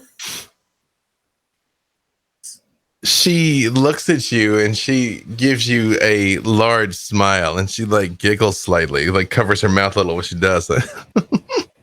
You don't know who I am. How deliciously uncommon.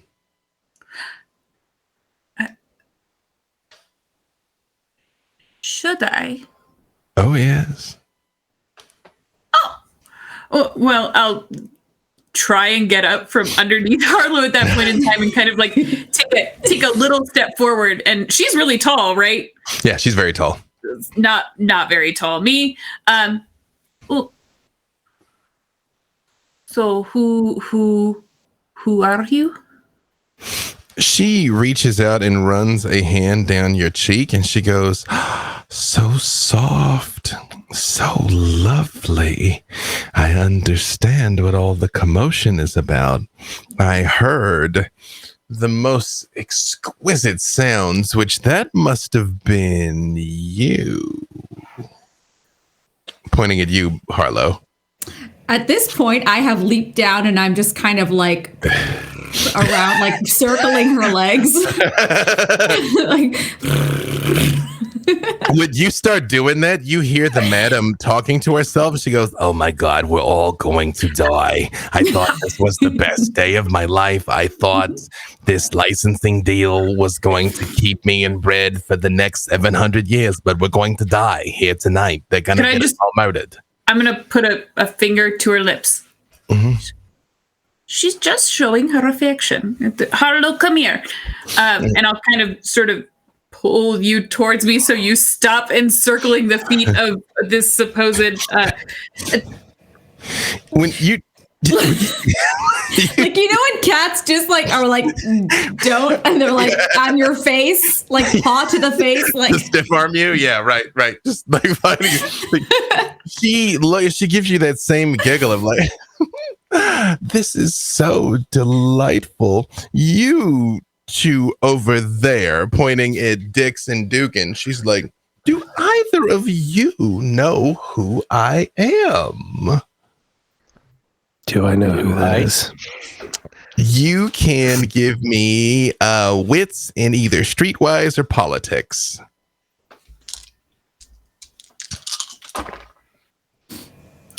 Well, they're kind of, while she looks over, I'm going to mimic the motion that she did to me where she runs her finger down my face. I'm going to try and do the same thing to her and see if she breaks my hand on the spot. When she doesn't, when you touch her, she actually like leans into it slightly and like closes her eyes a little. 7. Okay, perfect. And 1. Dugan, this could be anybody. Just another fucking haughty she, like whatever, you know? Yeah, they got an attitude problem. Dix, you know exactly who this is. This is Lady Alexandria. She is the old king's daughter. Who the same king who was killed in the conflict in 1973. Now she is an ambassador from Tara Nur, which is the current king's court, the seat of the She, basically the ruling government of all Fae, really. She is, or at least all of Concordia, rather, not all Fae, all of Concordia. And she is the ambassador from there to Goblin Town. She is a Fae of distinction and power. And with 7 successes, I will say you also know she is just as dangerous as she is beautiful. She never raises her voice. She never loses her temper, but people she doesn't like tend to fucking vanish. And you also know with a roll that high, Rat's breath works for her. And she would have been on the opposite side of said conflict back in the 70s. At the time, yep. Theoretically, you're all the same side now, but yes. Yeah. This is like a Firefly Mal situation. Like, okay, yeah. Yeah. I am more than aware of your presence-ness, Milady Queen. What do you have a preferred like title? Oh, no queen. I'm simply Lady Alexandria. Well, Milady, yes, I am familiar. To what do we owe this presence-ness?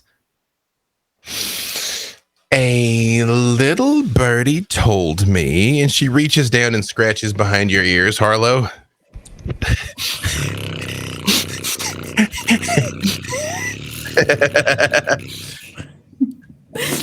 That you, Mr. Dix, might have come across something that didn't belong to you tonight. And I realize that is probably very little information to go on for someone as colorful as you. It would have been yay big and had a symbol on it, our symbol on it. Before I do anything, storyteller, I kind of want to see how this goes, but I also want to make sure I understand how deja vu works, because I believe it allows me to play the scene out, and then if it really goes not in my favor, I can do it again. That's useful for a Pisky. Yep. Let me double check the power here. Sorry. Okay.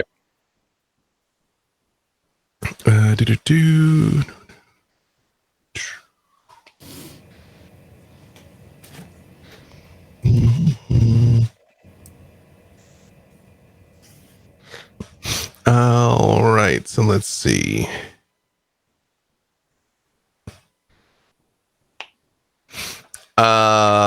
Maybe. It depends on how well the roll goes, how far back you can rewind time. Gotcha. Okay. Yeah. Then I'm gonna go for it.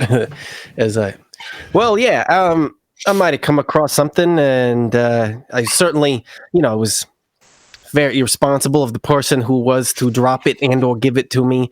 I couldn't tell because it was so obvious. They just kind of threw it on the ground. I didn't know if they wanted me to have it or not, but I wanted to wait till I found someone, reputable to be giving it back to. So now that you're here and I am going to pull it out and start to hand it back to her, I just was holding on to it for safekeeping. I would, I know my place. You know what I'm saying? Recall the little plate that he pulls out is red. It has a figure on it that looks like it is like a lion, essentially, with a very long tail on it. And it is a symbol of House Fiona. She looks at it for a moment and she just sort of smiles and she's like, where by chance did you get that? So you don't already know? Okay, well, so there was this really stuck up. I mean, you know how you're kind of. I was really stuck up. She came at me not like you, way did not deserve to be stuck up. You are beautiful and amazing, and you totally everything that you are is earned and amazing. But they were coming in saying all sorts of get this stuff at me and my friends, and then they just carelessly because they turned it's tinkling onto the floor. You know what I'm saying? And so I just picked it up and I figured if they didn't value it, that someone like me who knew clearly knows the value of the thing of which I'm carrying now they shouldn't have it. So I should give it back to somebody, who has it. And it was yeah. She looks at you, Bunny, and she says, Bunny. Yes. I hate to be an inconvenience, but would you retrieve that from him for me, please? What kind of expression is she wearing right now? Smile. The pleasantness has never faded from her face the entire time.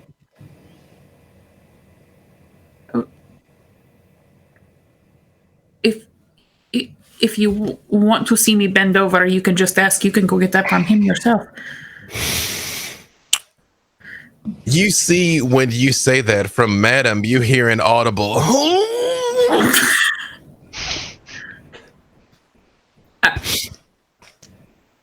She just sort of turns her head and looks at you for a second and she says, you deliciously wonderful creature, are you saying no to my request?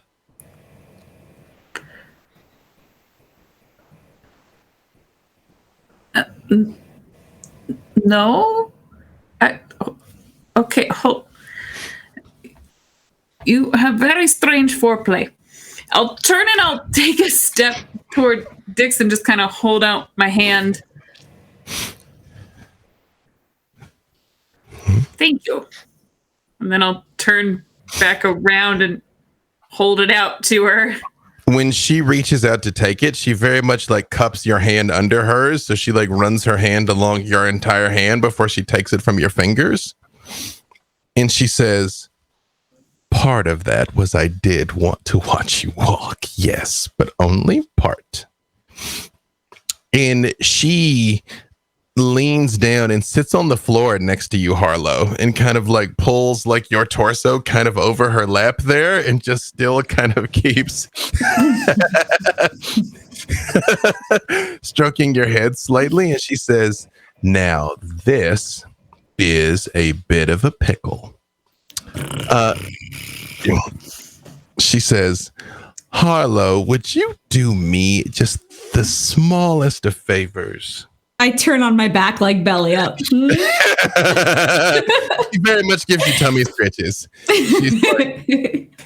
She's like, just let me know if one of them is being tricky with me, please.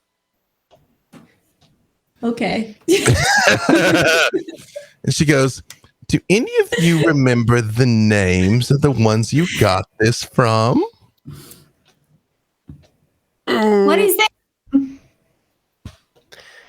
Keeper, it is Richmond and Virginia, right? That was their names. Yep. It's Rich Man and Virgin. You don't mean too many of those. Right? She doesn't. Oh, such a sense of humor. And she reaches up and kind of puts her hand in your lower back, Bunny, and just like massages slightly. She says, I do like you so much. I like you too, lady. Even though I know she's not talking to me. The tummy scritches haven't stopped though, so it's still working. Yeah, she kind of works all the way up under the chin, like the whole. It's multi-sensory Harlow. She looks at you, Dugan, and she says, "Now, Mr. Dugan, I understand you are needing some help with a bit of a security concern." Oh yeah, you know, just a little thing that we're trying to get a hold of, but the security was pretty hard, so you know, I didn't think I could do it myself. It was good shit. What can I say? I recognize good work. Well then, I tell you what, I'm going to help you with your little shopping trip if you will do a little favor for me. Me personally, you want me to do a thing for you? The royal we, your little motley here collectively, such beautiful, brilliant individuals, so smart and so talented too. You know what they say about flattery. It's you all are a credit to the Duchy of the Golden Sigil. It's with kith like this. This is why the Kingdom of Apples is the preeminent power in all of Concordia. Are you high? Oh, Bunny. You just seem so optimistic. I look at these two. She'll gesture to Dix and Dugan. She looks at you and she's like, Bunny, come close. Come. And she gets right in your face, like so close, like you can almost feel her lips right against yours. And she says, I so appreciate your playfulness, but once we're in public, there's some that won't understand what we're doing. Okay? What are we doing? I'm just gonna need a little more respect from you. Okay? We should do what she says. Yeah. And she sort of like moves her hand under your chin and she's like, I assure you, being my friend will be very much worth your while. If we are to be friends, it seems that respect should go both ways. I have the utmost respect for you and your work. I've yet to have the opportunity to partake of it myself, but I've heard wonderful stories. Why don't you just tell us what it is you want us to do? I will help you liberate whatever it is that our esteemed Dugan wants to liberate from the Met, as long as you bring it to me and let me see it afterwards.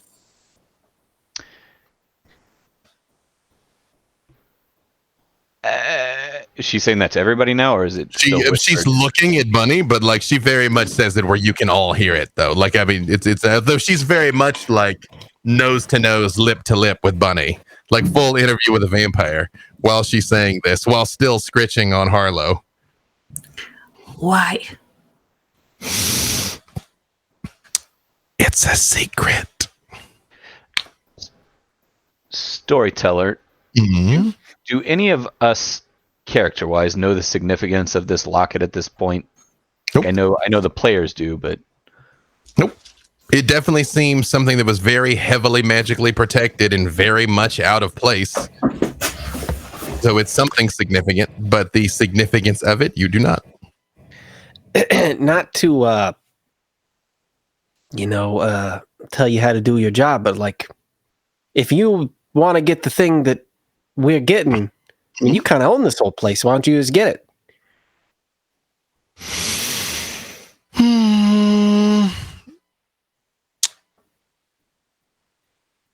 I find you all so colorfully charming, Mr. Dix.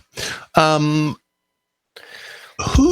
set you in this whole event in motion for you? You all, again, are so unique. I don't necessarily know you all would have fallen into a motley all on your own, so presumably someone tasked you with this. Who was that? We can get a name, right? It's Mr. Slua. That guy. Everybody knows of the Slua, right? You know, now this is a tricky thing. Harlow, my darling here. Yes.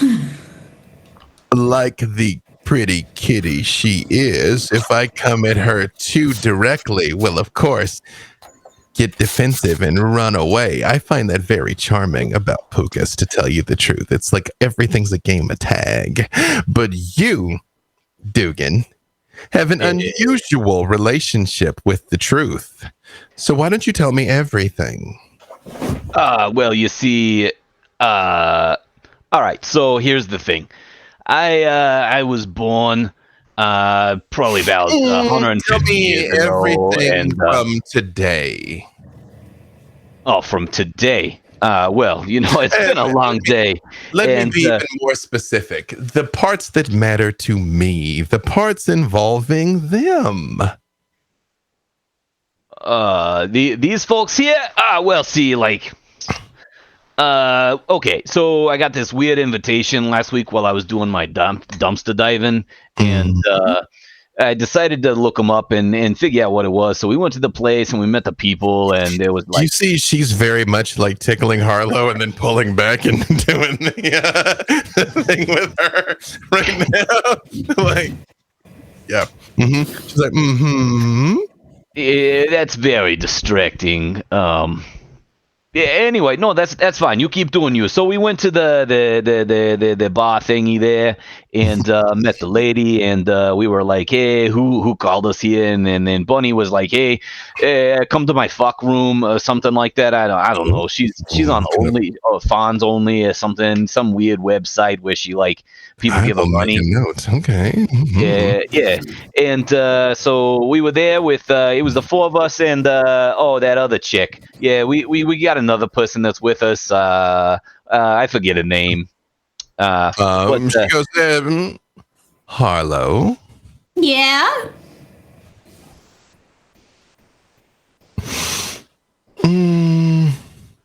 My tail's just kind of like. Yeah. Harlow, you should. You need to get up and come over here. I would like to activate grandeur on Harlow. Because when you say that, she's like, I think she's good exactly where she is. Okay, hold on here. So roll your grandeur. Oh boy! Okay. You guys got a dominance issue going on here?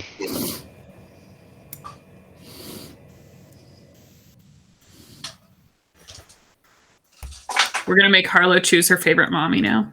How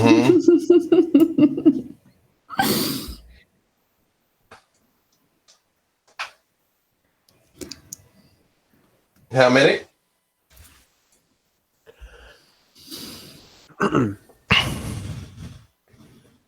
Wait, I was on another screen. If you held up fingers, I didn't see it. Five successes. It's you feel when Bunny's like, Harlow, you should come over here. You're like, Kay, and she's like, you should stay exactly where you are. And you're like, oh, okay. All right. And my tail's just kind of like. And she just says, how can I phrase this? Harlow. Yeah.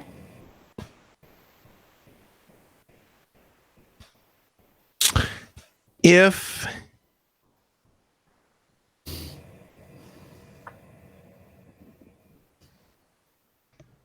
he looks at she looks at Dugan again and she says,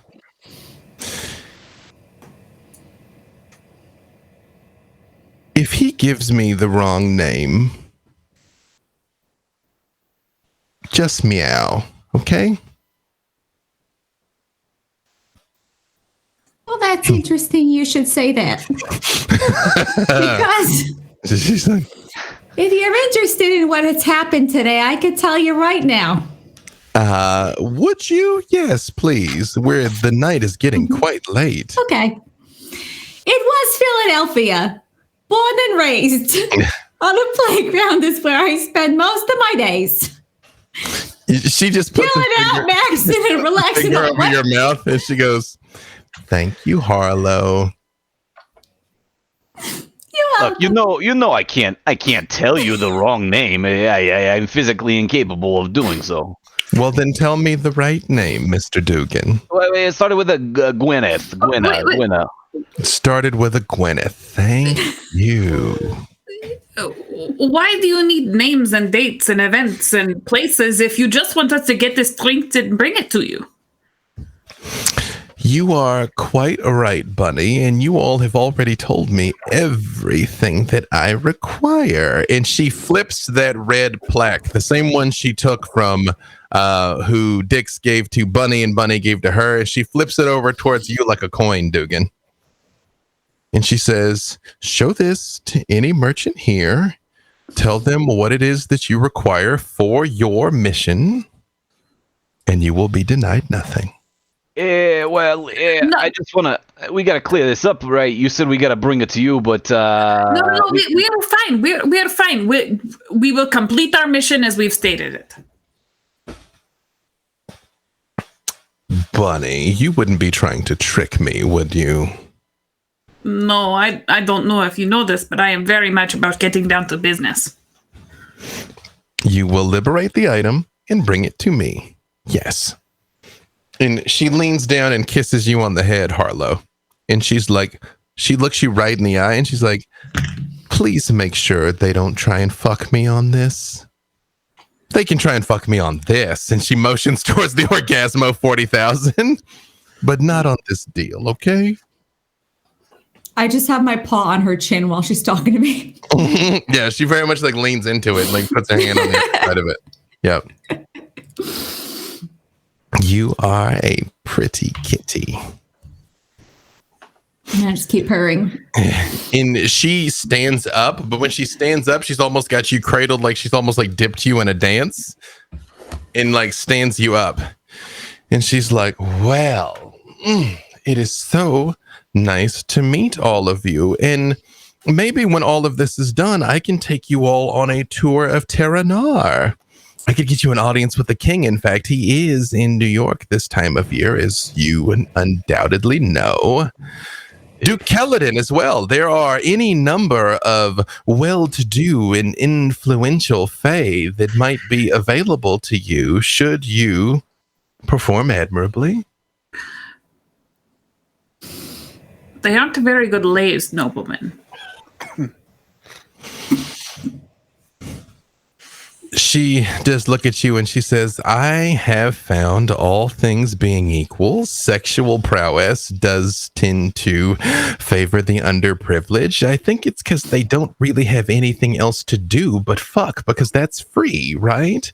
Whereas the nobility have horses and sailing boats and private jets and any number of things to occupy themselves. The You're lower right. class... She steps forward and puts her hands on your hips and just like thrusts her hips into you. They have a clearer idea of what's important in life, right? I think they have a better idea of how much fun it is to ride one thing rather than a horse or a plane or a yacht. Am I right? And she sort of takes a step back and she says, well, this has been delightful, although I must impress upon all of you to maybe not tell anyone we had this conversation, please? Scout's honor. I might have a problem with that if somebody asks me. Dugan, you're I good. still don't know who you are. I'm sure, Dugan, you're going to be absolutely good.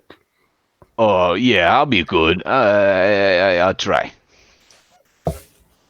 You see at the far side of the room, one of the curtains pulls back, and you, Dick, see Rat Breath standing there. The rest of you see this very small man, dressed as I said before. And she turns and she looks right at him, and she's like, on to the next thing then.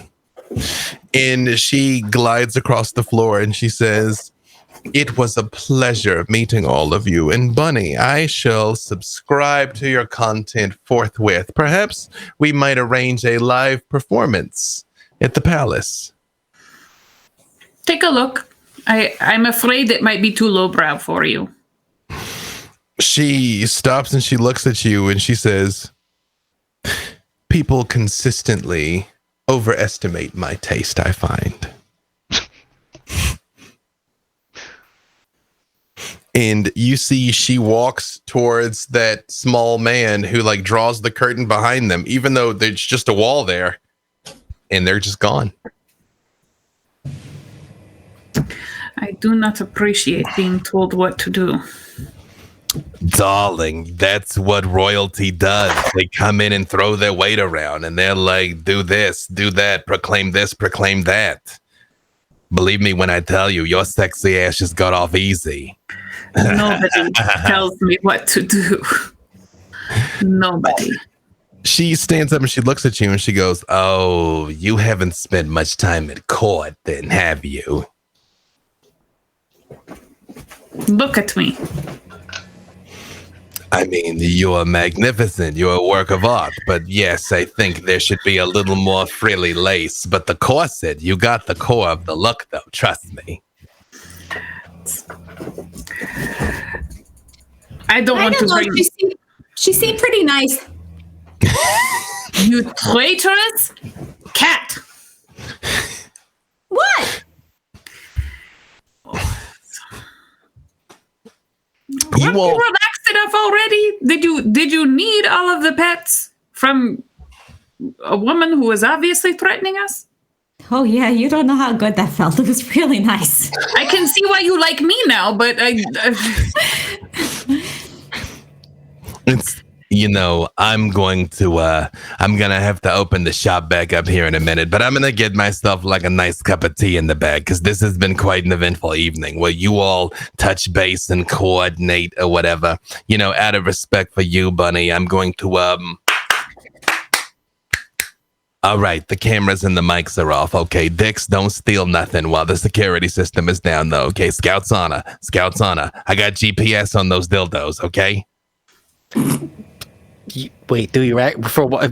Specifically, if I steal them? Right. Yes, exactly. Yes. it's like Friend Finder, but for dildos. I have it on my phone, too.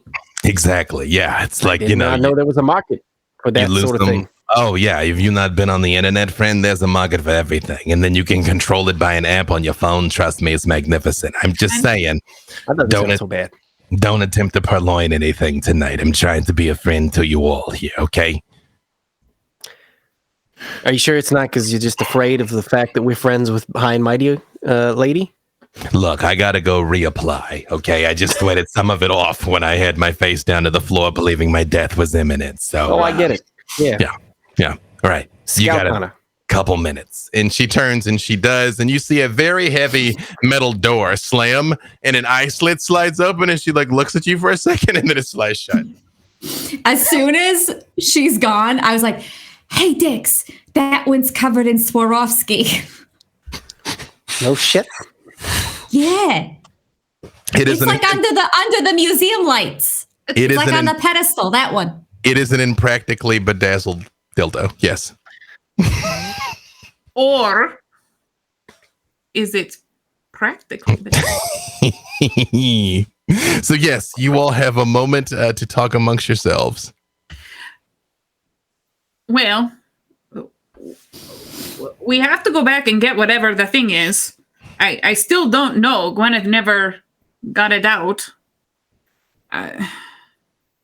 Here's the thing. I didn't tell you guys this, but while you were mooning over that thing up there at the Met, security on that was pretty tight. There was no way that we could have walked off with that last night.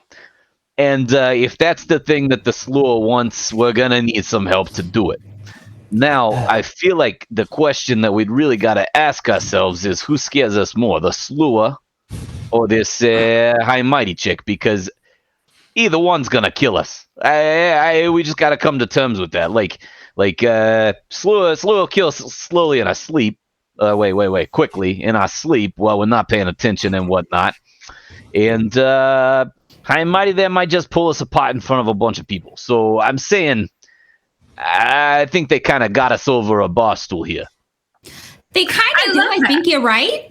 But being over, that's kind of nice that it happened to me just maybe 3 times. Saying it like it's bad. I know. I don't know about that, but I do. What I do know is that Dugan, I think you'd be able to with the security system. I think you'd be able to rig it up so that maybe they wouldn't see us. But then who do we give it to? Well, that I don't know. And where is Gwyneth? And why did it break her brain? Yeah, I didn't hear what happened there, so I'm not really sure. I was dealing with something at the time. Speaking of Dugan, what is going through your mind with all of this right now that's happening? Well, look, see, I got this problem where I can't not tell a secret. It just comes out, and it usually doesn't bother me too much, but I don't like being put on the spot like that, like it being forced out. I don't usually keep secrets because I know that I can't, but I just let it come out naturally. But she was all like, tell me the thing, and I'm all like, what the fuck, man? Like, you know I got a problem, you're gonna exploit it like that? It was rude is really what it was. And so this whole thing's kind of got me fucked in the brain scope. Right? We got this group of misfits here that we're trying to deal with, and we got a Slur on one side who's a dangerous motherfucker. Like, no shit, he's got 7 fingers. You know what he can do with those 7 fingers? I know what he can do with those 7 fingers. Bonnie knows. I know. I had a client once that was a Slur, and then he asked me to make a thing for him, and I was like, what do you need that thing for? And he's like, well, to kill the guy. And I was like, oh, all right, well, I guess that's straightforward. But it brings to light a very important thing, that is, those Slurs they'll fucking kill you, right? I'm not all about these high and mighty she folk, right? I was on the side of right in the war. And I never got over it. I put some great inventions out there, and they kind of, I feel like they kind of boned us on that one, right? We were winning, we were gonna take it, and I got some bitter feelings towards all the she and whatnot. But it doesn't change the fact that if we go back on this deal with her, that she'll kill us. There's no doubt about that. So that's really what's going through my mind here. I was having a pretty good night up until all this. I got some history with Goblin Town. I used to live here, but I've been living up on the surface in the human world for a while, just because I didn't get along with everybody down here. And there's a thing with the stuff, and there was a big explosion. It was supposed to be funny. It wasn't funny. Anyway, I thought it was funny. I still laugh about it from time to time. Anyway. So that's kind of what's going through my mind here, and I kind of don't know how we're gonna get out of this. Except the one thing going through my head, I was gonna write it off, but Jinx, she brings up a good point there. Like, if we don't use the medallion to get out of this, then we don't owe anything to the she chick. So there's a little bit of a wiggle room there. I'm a master of contracts, and I know for a fact that she left a pretty big out there. Just saying. Wait, can you explain that one more time in slower words? Oh, we hey, never actually agreed to anything. Were you guys listening to that? I'm sorry. I thought that was going on inside my head. I have these long monologues in my head sometimes. It's the only way that I can have an intelligent conversation. They aren't in your head, Dugan. Never? They're never in your head. They're never in my head. Oh. That explains a lot. Yes, I'm Harlow. gonna elbow Dix like as an aside and just be like, "Hey, Dix, listen, Yeah. I know a lot about psychological stuff. Watch this. Like hell. Yeah, you're right, Dugan. You should never send a knocker out to do a puka's job. I got all the right tools to rig up this security system," and I hold up his own. Oh, you fucking cat. You fucking cat. You give me my fucking screw drill back. I might be able to do something if you give me the fucking screw drill. Oh, will you do something if I give this back? Are you gonna fix the security system so we can, do this heist? A really nice screw drill you got there, by the way, Hollow. Like that's top. I don't know. I feel like I could do this myself. I feel like I'm losing my fucking antenna here. You guys are killing me with this fucking screw drill. All right. If you think you can do this, you don't think I can do it. I definitely don't think you can do it. Probably just leave it to me then. Wink, wink at Dix. Leave it to me. The only job that you would hire a puka for that was not what you would hire a knocker for is cleaning up your own butthole after you poop. Hey, I do a great job at that. But however, I digress. I feel like I am going to single-handedly, rig up this security system. All right. While right when you say we should go, the back door flies open and the madam comes out and slams it and like leans against it. She's like, "Okay, so now this is bad. This is complicated. All right, I would tell you to run, but I don't think you're gonna make it. Just please do not be rude before you." And you hear boom, boom, boom, boom, boom on the back door. And she's like, "Oh, Holy Mary, Mother of God," or whatever the shit I used to say. It's okay. Wait, please. Police Behave yourself. I don't know how to do this. Worse than the police. And she opens the door and she's like, yes, welcome. Even though you came through the storeroom that is supposed to be completely inaccessible. Welcome. And you see 2 red caps. They're also small. All red caps are small, but they're about 6 foot. So they're like gigantic for red caps because most of them are 5 foot or less. And they are very muscular, and they're both wearing all black suits, and their red hats look like fedoras. And they walk in and they just like look at her and look back at you guys, and they go and motion towards the door. God damn it. Oh, both.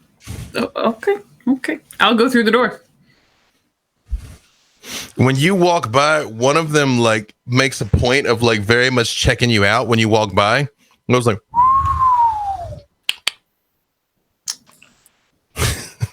and he kind of like adjusts his tie a little bit, and the other one just sort of like elbows him, and then he like straightens out like mean mug again.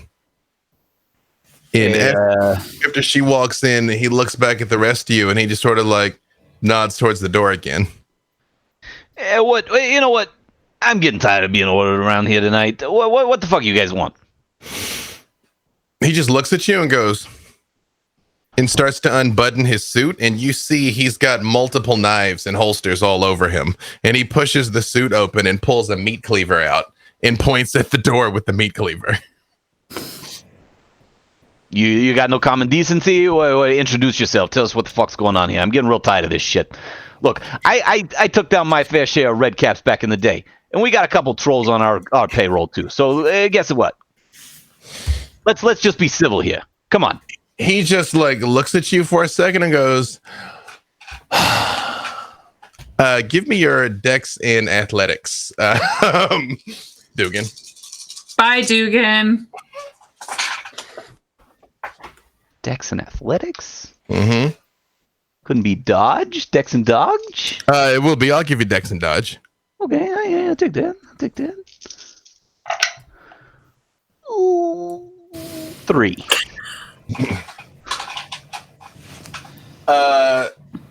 Dugan, you don't see him move.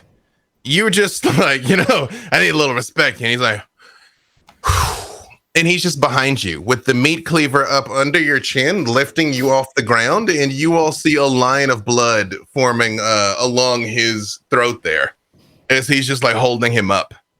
And he pulls out a second knife, like in the reverse grip, and just like flicks it towards the door for the rest of you. I just give him the side eye, and out of my periphery, I see something, and with my tail, I knock it over as I walk out. What do I knock over? You know what you knock over. Do you attempt to knock over the anomalously bedazzled dildo? Yes.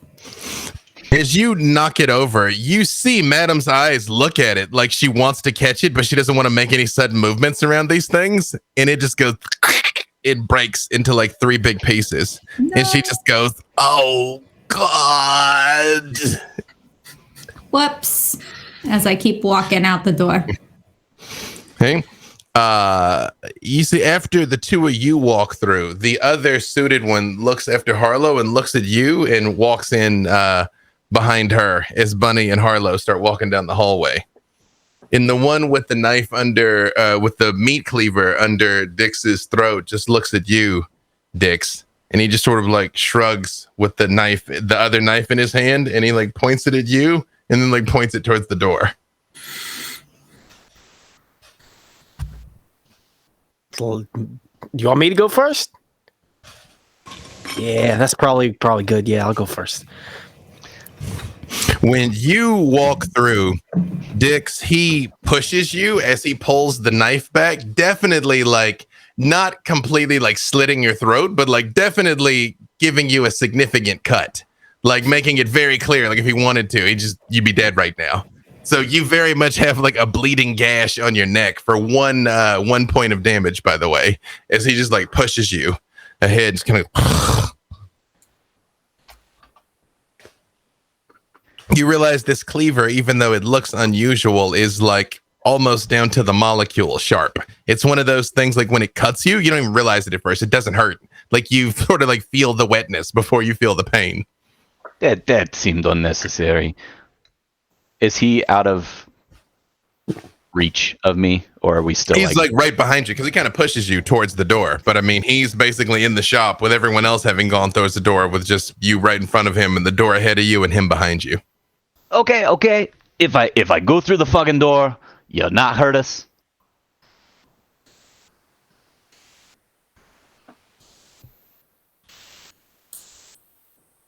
Come on, I need a more committal answer so I can throw a contract at you here. I didn't say that out loud. Okay, right. Yeah. I'll go through the door.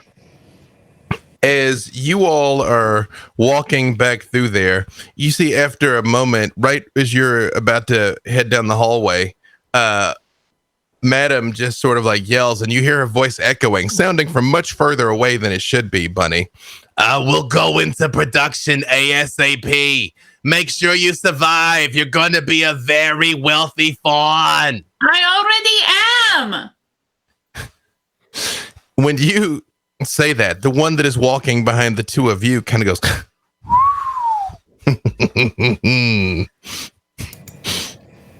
as he's walking behind the two of you. Is it dark in here? It is, but it's got that same kind of like ambient glow that like everywhere has in here. Like it's a little more claustrophobic. At first, there's a lot of boxes and crates of various sexual machinery components and prototypes, getting increasingly less practical the further you walk into this space, really. You're like, that just shouldn't been that way. Like she should have known before she even tried. Unless I'll throw like a total bedroom eyes look over my shoulder at him just to acknowledge that he made a noise, and I'm gonna build up some tension there and hopefully abuse it and get the fuck out of this. He does flash a very large red cap smile at you. He's got the same impossibly large teeth and jaws they've all got. And he just sort of like taps his head at you. And but he doesn't, his suit is still all buttoned up. Like he's done like nothing overtly aggressive. But I mean, you guys have been in enough places that he screams security as you're walking.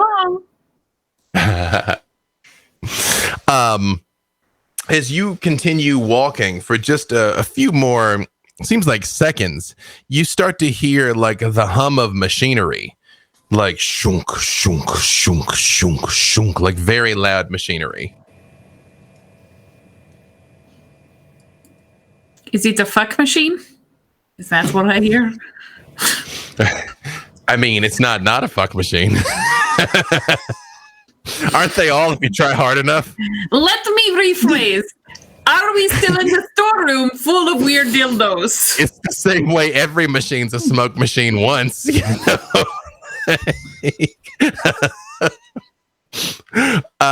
It definitely feels like you've transitioned out of that space. None of this place makes sense, though. Like, as you're walking, there's times you feel like you're going downstairs, but then it's like you went up. There's times you feel like you're going to the right, but then you're back to the left. Like, it is like an Escher painting come to life back here. And you come around the corner and you hear the unmistakable sound of water flowing, a lot of water flowing. Huh. Where are we? I don't know. Maybe they got a bathhouse attached to this thing. Fuck, I think I know where they're taking us. Oh, where are they taking us, Dugan? Yeah, you'll find out. It's No, you can tell me. This is no time to be vague. Remember how you cannot tell lies? Yeah, I must can't tell all tell your lies, secrets? but it's not a secret, so I don't gotta tell it. So, Mr. Redcap Man? It looks at you and it just sort of like tilts its head slightly. I know you're busy and you obviously have a lot of important chores to do. Could you tell me where we are going? I have a live stream later this evening that I would like to know if I need to move. It just looks at you and it smiles and it goes, I don't really do this thing. It looks at you for a second and it goes,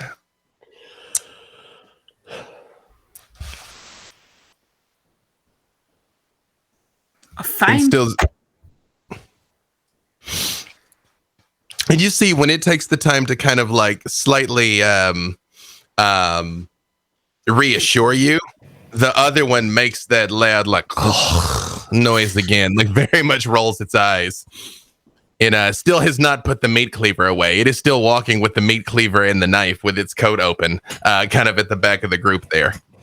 What is Dix doing during all of this? Because I see the gears turning. How many guys are there? Two that you can see. There's one guy, you and Dugan, then another guy, then Harlow, then Bunny up front. And they're just walking us somewhere wordlessly? Yep. Definitely two red caps. Like, it's obvious they're red caps. And the purpose we came here for was... I'm trying to figure out if it doesn't feel like we've accomplished it so much. Yeah, Dugan has confided in you. He's trying to find a way to penetrate the Met security system, and you do not have that yet. She said that you could show her symbol to anybody and they'd give you anything you asked for, but you have not acquired a means to penetrate the Met security system yet. Hello. It's got a screw drill. We're probably ready to go right now. I teleport us to them. It's a sonic screw drill. Yeah. No, I got at this point. There's a lot of things he wants to do. Distinct manner. There. Yeah. I have that one too. There's a lot of things Dix wants to do, but he's gonna wait and see where this ends up a little longer. I will say, I will say this to whoever in our immediate motley can hear me, like if they can hear me, I will say, however, I can do the thing where like you can like kind of fog somebody's head like they kind of were hungover and they don't really remember what they were doing, and maybe that way we can get it. Well, you could say this where Bunny could hear you, or you can say it where at least one of the red caps is going to hear you. Like you could kind of whisper. One of the red caps. Yeah, that you could really kind of only say it to Bunny. I'll say it to Bunny. That's all well and good, but apparently we have to go over here and do this thing first for these two red caps. I feel like we're about to have our lives threatened again, which is always fun. I don't know why we came down here to Dugan's stupid city and walk around and everyone's mean. And yes, I got a licensing deal, but Yeah, but that chair was so worth it. the chair was great, but I can find fuck chair anywhere. I could like taste colors after that chair. Stupid city. Get a fuck chair anywhere. Madam, surely you do not mean to insult us in our abode, do you? And as you come around the corner, it opens into a cavern where you can see water flowing, huge amounts of water through a giant set of turbines that are like shook, shook, shook, shook. And you see a woman standing there with two more red caps. She bears an unsettling resemblance to the Red Queen from Through the Looking Glass. Her skin is lobster red and tight as a drum, while her hair is stark white. She always has an imperious look on her face. Her clothes are richly designed, if with a severe outline, lots of sharp angles. Her favorite jewelry is rubies, of course, and she wears a ruby tiara as the symbol of her office. She carries a large and imposing iron rod with a leather wrap handle and topped with a ram's head. The ram has ruby eyes which are glowing faintly. She wears a suit of armor made of red gold, and she is staring at all of you with an angry and intimidating look on her face. And she says, "Now, whatever turn this evening might have just taken for you, madam, surely you did not mean to knock our craftsmanship." You are right. You are absolutely right. I apologize. I am very exhausted. I exerted myself back at the shop. Exactly, but that's quality of craftsmanship. Yeah, Dugan, come forward. Kiss the ring, Dugan. Kiss the ring. And she literally does hold a large jeweled ring out on her hand. It's really the most. Oh, sorry. Yeah, okay. I will, but I will definitely keep an eye out and make sure she's not gonna like blow me up. Yeah, but you do kiss it? Yeah, I think I gotta play nice here at this. That a boy. And she does sort of like slap you on the shoulders. And she's like, "I understand that you are in a bit of a fucking pickle." Yeah, you could fucking say that. You could say that. She turns and looks at the rest of you and she says, "In case it is not completely obvious, I am Cadmium Red. Goblin Town is mine." Your Highness. Truly, we misspoke earlier, and this is the most bespoke of fuck furniture we have ever seen beyond all the lands. You know what? You know what you can do, darling? I want you to take just a step back so none of this water splashes on you. No, Pukas, you don't like the water. You're being very polite to me. I want to make sure that you stay pristine. This is a good look that you got going on. Also, Miss Seda, what's the problem, baby? You gotta loosen up a little bit. What are you so mad about? Like, we came down here and everyone is telling me what to do, and I'm not used to that. I really don't like it. I'm much more used to calling the shots, if you know what I mean. And I'll throw a glance back at the red cap. And when you do, he just like winks at you. And she goes, "You know what? I don't like being told what to do neither. That's why I pulled myself up from the street and made Goblin Town what it is. I carved this little freehold out of solid rock. All right? That's what you got to do in this world. You can't demand respect. You got to command respect. You understand?" You are certainly commanding respect. It's kind of a turn on, if you don't mind my saying.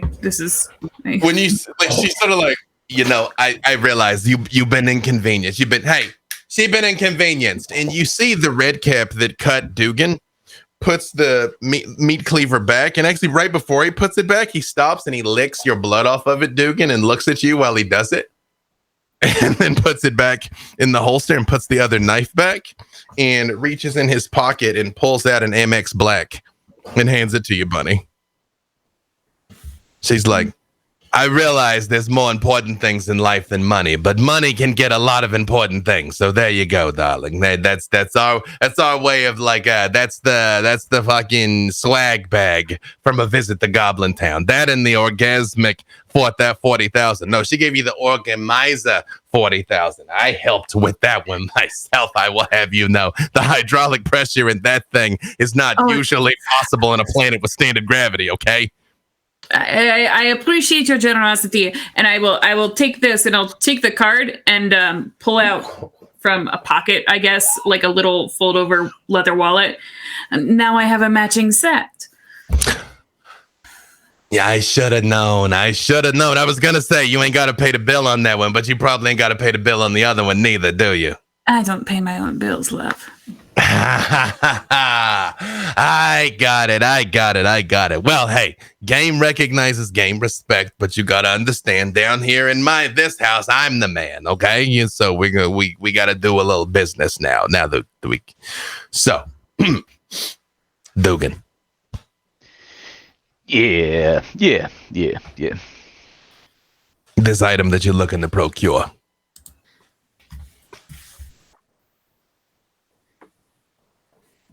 Which way you thinking of going with it? Where you thinking of you giving it to the original requester or to her royal hottishness back in there?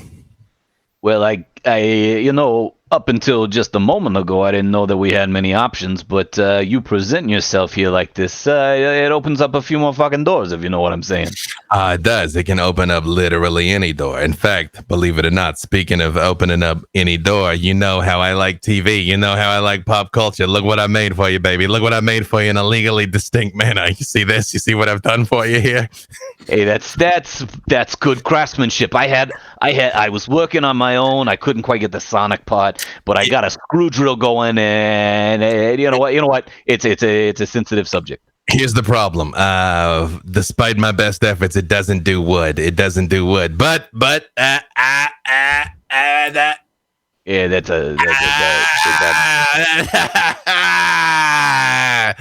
one of your jokes. I like both of you. Here you go. And she tosses it to you. And she says, okay, that's going to solve your problem up there at the Met. But you do know that I'm going to require something in exchange for that, right? There's always something. Well, yeah, I know. I don't want you to feel like personally threatened by the fact that I got 4 trained killers in an easy body disposal location right over here. It's the setting for this conversation. It's not supposed to be an overt threat. It's just nothing of the sort, right? Right. Nothing like that. Here's the thing. You're going to go and take that thing. You're not going to take it back to your benefactor. You're not going to give it to your Royal Highnessness. You're going to bring it to me. That's what you're going to do, okay? You're going to bring it to me. Okay, now you got to appreciate the situation here, right? If you don't take it to the floor... Dugan. You're not going to say something that's going to make me let them harm you, are you? No, I'm just... It's Dugan? I'm just gonna ask you a question, just a simple question. I'm just choose your words carefully, my friend, because they ain't been fed today. Okay, you know I always do. No, that is a dubious assertion, my friend. That is that's not true at all. Okay, so all right, look, I trust you. You know, we're knockers. We stick together. I may not have agreed with everything, and I may not live down here no more. But you still kind of like my if there was a royalty that I cared about, it'd be you. Okay, all right. I feel a little foolish saying that. It goes against everything I believe in, but guys, don't make fun of me. I don't like being vulnerable like this, right? Like, so anyway, I'm sorry. Okay. Yeah, I got my loyalties to you and to Goblin Town and whatnot, but what is there anything you can do about this Slua not murdering us in our sleep or the Royal Highness having us ripped apart? That's really it. That's the question I need to ask. No, I feel like your beautiful associate here has some commentary she'd like to add. Yes, Miss Bunny. Well, Mr. Slua had told us to drop the whole thing. He got very sheepish and fled. So technically, we only have 2 parties who will kill us if we don't deliver it. Well, correct me if I'm wrong. My understanding, which, while incomplete, is somewhat well informed, it was the Slua just wanted to know what it was and wanted you to leave it in place. So perhaps liberating it from its current locale in and of itself might be an aggregate, as it were. Oh, well, then we have problem solved. We don't even need to go get it. I mean, I suppose that could be a course of action that you would embark upon, but I cannot guarantee that that would be a course of action that would result in your prolonged safety. Oh. Okay. Okay, look, I can unring that bell. Yeah, you know, your sweetness. I'm not one for plans. So in Your that Highness. case, Oh, go ahead. well, no, you're fine. Go ahead. That's I'm trying to turn the wheels here. Wait, no, you're good. I know it's humid down here. Like, this is like, I don't want you like your fur to fluff. Like, you're good over there. Like, this is a good location for you. This me? Yes, ma'am. Yeah. No, I just your and as I look, your Highness. While I marvel at the progression of your technology, because honestly, the thing I thought the top of the line was the Hedonism Bot 5000, and this is far surpassed anything I had ever experienced. Yeah. However, there seems to be multiple people that are interested in this thing that we're trying to procure, and we really don't know who we could trust at this moment. And how is Bailey supposed to know if we could trust you apart, from everybody else? Because everybody else seems to want this thing. Trust would be strong. Trust would be strong. You see, I've gotten to be where I am in life because I do the things I say I will do. And it is important that you are respected, as I shared with you, Miss Bunny, that, everybody, dare I say, fear reprisal for crossing you. The problem that you got going right now is pretty much all of the players in this little drama you find yourself enmeshed in are all the type that need people to understand that fucking with them is a death sentence. So it is a little bit of a quandary that you guys got yourself found in at this exact moment. The good news is, well, it's good news for me. It's not good news for you. Good news for me. I kind of don't give a shit about the good of the Slua or of Lady Alexandria, even though I want, continued relations with Tara Noir. I'm really only kind of looking out for me and mine, and I want you to go get that thing and bring it to me. And when that's kind of how I feel on the matter. Although, Mr. Pisky over here, you're not saying too much though. Like, I feel like you're about to do something stupid. Like, are we? Yeah, just. Do you have like a mind reading machine going on? The fucking you get It's. Sorry, I feel like anything. A long time. Yeah, I feel like anything I do is going to be stupid, right? Like, you see, I got a lot of options. I haven't gotten out of things by not knowing how to get out of things. You know what I'm saying? That's where everybody goes wrong with you, Pisky. They underestimate you. They think you're just these cute little kleptomaniacs. No, you're sharp. You're sharp. You see all the angles. I like angles, clearly. I know you like to play the long game. Well, what's going through that? Also, like, where did you get like a smock like mine? That's amazing. Like, it's just like, it's leather, it's fitted. You got an appropriate number of pockets. I just come by stuff. I don't know what to tell you, and I'm gonna kind of stroke the cat, which is still riding on my back. I should know. It is very much, yeah. She's like, that cat don't let nobody touch it. I keep hearing that. I got I'm very dexterous. You know what I'm saying? The pussy likes me. So, not all. Yeah, well, like all the good ones. So, what I'm wanting to get into here. I need to activate my suppression system from these repeated burns. Yeah, we love each other. We mess around. We have fun. He's a little frustrated. So, if I'm understanding this, you want us to bring it to you. Yeah. Can we then, after we have brought it to you, then take it to someone else? Do you need it like forever? Like, can you get like whatever you need and then we move on? You know what? Full disclosure, cards on the table. It depends on the actual provenance of the item in question, whether or not I would in turn allow it to pass into other hands beyond mine. I got some theories on what it is. I'm not 100% though. So, Like, what if we just send you a screenshot? I could just like walk into the Met right now and just look at it. If I just was wanted to see it, Hollow, no, I'm going to require it for processing. Oh. So let me tell you something here. The rest of my friends, they maybe got like some dubious abilities to like keep secrets and things. But if you want to tell me what your theory is on what the thing is, so that I might better be able to assist you, I promise you it will not leave these lips. One thing I don't think you comprehend as a Pisky, like you got like a colorful relationship to like property ownership. Like I get this, right. So, but part of that, you don't understand like some of the foundations of capitalism. And here's the thing, like right now, I got all the capital. I got the influence. I don't really got to offer you nothing. I gave you the key to unlock this particular puzzle. In exchange for that, you're going to bring the puzzle to me. That's it. That's my friend Dix here is in mergers and acquisitions, but mostly in the acquisitions part. I handle mergers. You flipped my metaphor on me. That's the thing you guys did. Yeah. And she reaches down and she pulls out an elaborate stopwatch.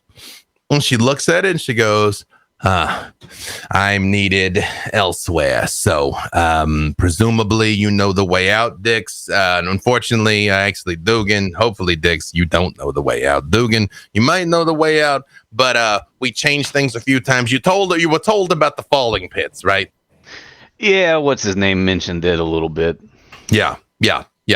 Well, hey, that cave right over there. You can follow along the water line if that's the way you want to get out. You can go through that cave right back there if you want to go back in for some more bartering, whatever it's going to be. Again, I trust you all will resolve this matter forthwith, and afterwards, I ain't got to send nobody after you or nothing. So I hope you enjoyed your trip to Goblin Town. It is a wondrous place where all of your dreams can come true, etc., etc.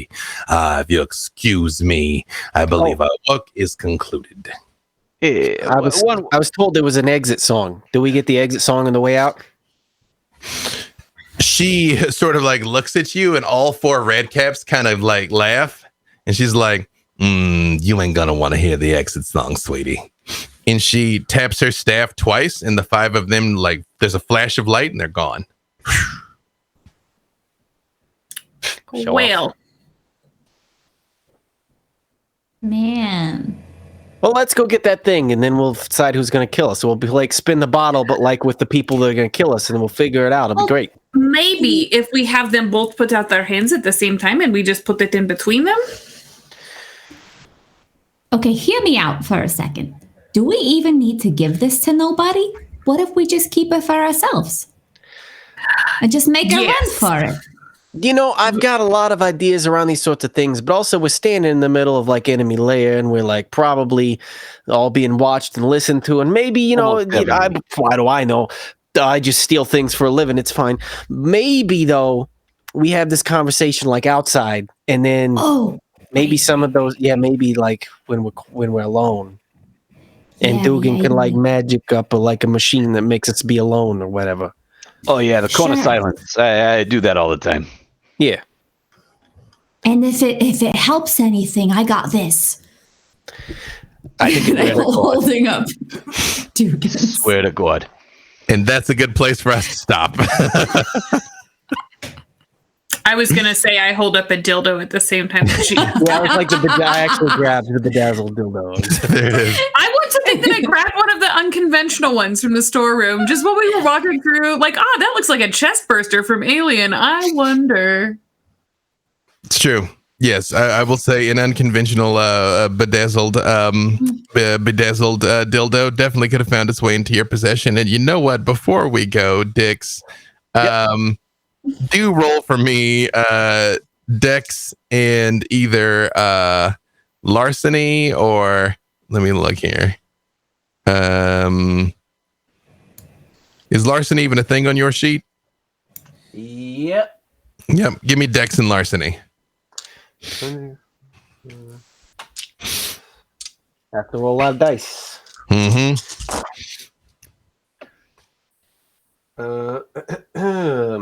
Let's see. I have I'll have to let you do the math. I have 3 criticals and 1, 2, 3, That's 5. 4, 5, 6. I have 6 and then 6 successes. So 11 successes. Yep. Not only were you able to steal the bedazzled dildo, you were able to replace it with a fake bedazzled dildo, and that's what broke. And you super stole the original. Hey. And it is a lavishly jewel encrusted bedazzled dildo. Literally all successes on the most important part of the game was my Badildo. Yeah. We can just end after this session now. We determined all the important stuff. That's it. Yeah. Mission accomplished. You're like, we don't know what's in the locket, but the true long con to get the dildo. This was the artifact the whole time. It's like National Treasure 3. Yes. You know, in like Indiana Jones, where he's like trying to like move one without making the other one like. That's gonna happen with the big on locket. the Boom. Dildo. Yep. No one will even notice. Yep. So yeah, they both weigh the Gently same. tipping one into the other's plate. It's We the got a thing that plan. Fluid never knew he wanted. this, that he, it never occurred to me. Just bedazzled dildo was a thing that might have been missing this entire time. Oh, You seemed a little lonely. it's that just Living under seems beds and shit, all creepy like. just impractical. Like that seems like I'm just amazed. just a recipe. I'm to need some amazed white- my eye makeup is still Oh man. on my face. Yep. So real quick, tell everybody where they can find you, wonderful people. Hey, one more episode. And who knows what happened to Gwyneth during all this time? He's gonna come back and be so confused. Gwyneth is she had her own experience that she was going through in parallel with this that we will return to next week. But all you guys got to do is steal an impossible artifact from an impregnable fortress and then possibly deliver it to one of 3 parties without angering or alienating the other 2. That's it. That's all you got to do. Oh, good. Sweet. NBD. Kobayashi Maru. Eat the apple. And with that, especially for that pro illusion there, we will start with you and go in reverse order this time. We'll start with you, Diana. Hey everybody, I am Diana DiMicco. I am one half of Barden Barbarian. I'm the affiliate manager over at Die Hard Dice. I'm streaming somewhere most days. Right now, we just hit a really cool point in our Icewind Dale campaign on Monday evenings over on Wandering DM's channel. But follow me on Twitter at DiMicco Diana. I'm usually blabbing about the things I'm doing there. You're underselling this because it did involve lesbian werebears. Yeah, it's true. Yeah, I kissed a bear and I liked it. As one does. Justus of the Immaculate Coif. I am the other half of Barden Barbarian. You can find me on all the socials as Stashmandu, where I put up pictures of my face. And I too am streaming most nights these days, except when I get tired and don't.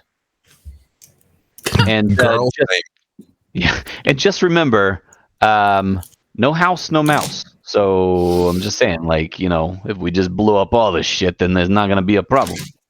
It's true. If the Mets cease to exist, then would Don't give me any idea. Hey, Noura. Hi, everyone. I am Noura Ibrahim. You can find me on lots of streams and stuff. I've got actually a pretty big lineup. If you follow me on Neurological on Instagram and Twitter, I have all of the happenings that I'm in. Saturday, tomorrow, I'm going at 6:00. I'm going to be continuing our Call of Cthulhu adventure, Carnaby Street case files on the initiative order. Monday, 1 p.m., I'm going to be with Band of Badgers on their brand new show, The Great British Brush Off, which is their painting. I'm their guest judge on their mini painting show. Also Monday from 4 to 7, I'm going to be with Tides of Wildmount on Realmsmith. Might be doing something on Sunday with Stream of Blood. Don't know yet. Check on my thing to see if I'm doing it. But Tuesday, I'm going to be joining Tabletop Titties for the first time. That's with a D. On their D&D adventure. That's going to be from 7 to 9. I will have all of the updates on all of my happenings on my social. So please follow me, and then I will give you all the updates. Tabletop Titties, friends of the show. They are. You know? Mason? I just want to know when you said tabletop titties, we all did the all at one time. Like I checked the stream. It's a great name. It's catchy. It's a catchy name. Hey guys, my name is Mason Dula. You can find me here on the Twitches, WizardX TV. You can find me on Twitter at Mason Dula. It's Dula. And yeah, we like to have fun here. We have fun. B. Dave Walters, say words about things. You can find me anywhere these beautiful people are found most of the time. All sorts of things happening. I guess if you're watching this live, tomorrow at noon is part 2 of our World Builders adventure with Taliesin Jaffe, Brendan Lee Mulligan, Abria Iyengar, Patrick Rothfuss, Sage Ryan, and Anna Prosser. They are going to fight gods, because that's the thing that happens. Tomorrow night, playing in Finway's birthday game with DM Todd Stashwick at a time that, quite frankly, I forgot. I'm like, I'll be there at some point. So yeah, see on the Twitters, it's there. And other stuff. Just follow me on the Tweetagrams at B. Dave Walters. I'm somewhere doing something all the time, up to and including next week when we come back for the dramatic finale of where this group of disaster children get to figure out a secret that might perhaps destabilize all of Fae society across Concordia and maybe the world, or maybe they're just gonna get killed. So hey, let's see how it goes. But in the meantime, thank you all for tuning in, and we'll see you next week.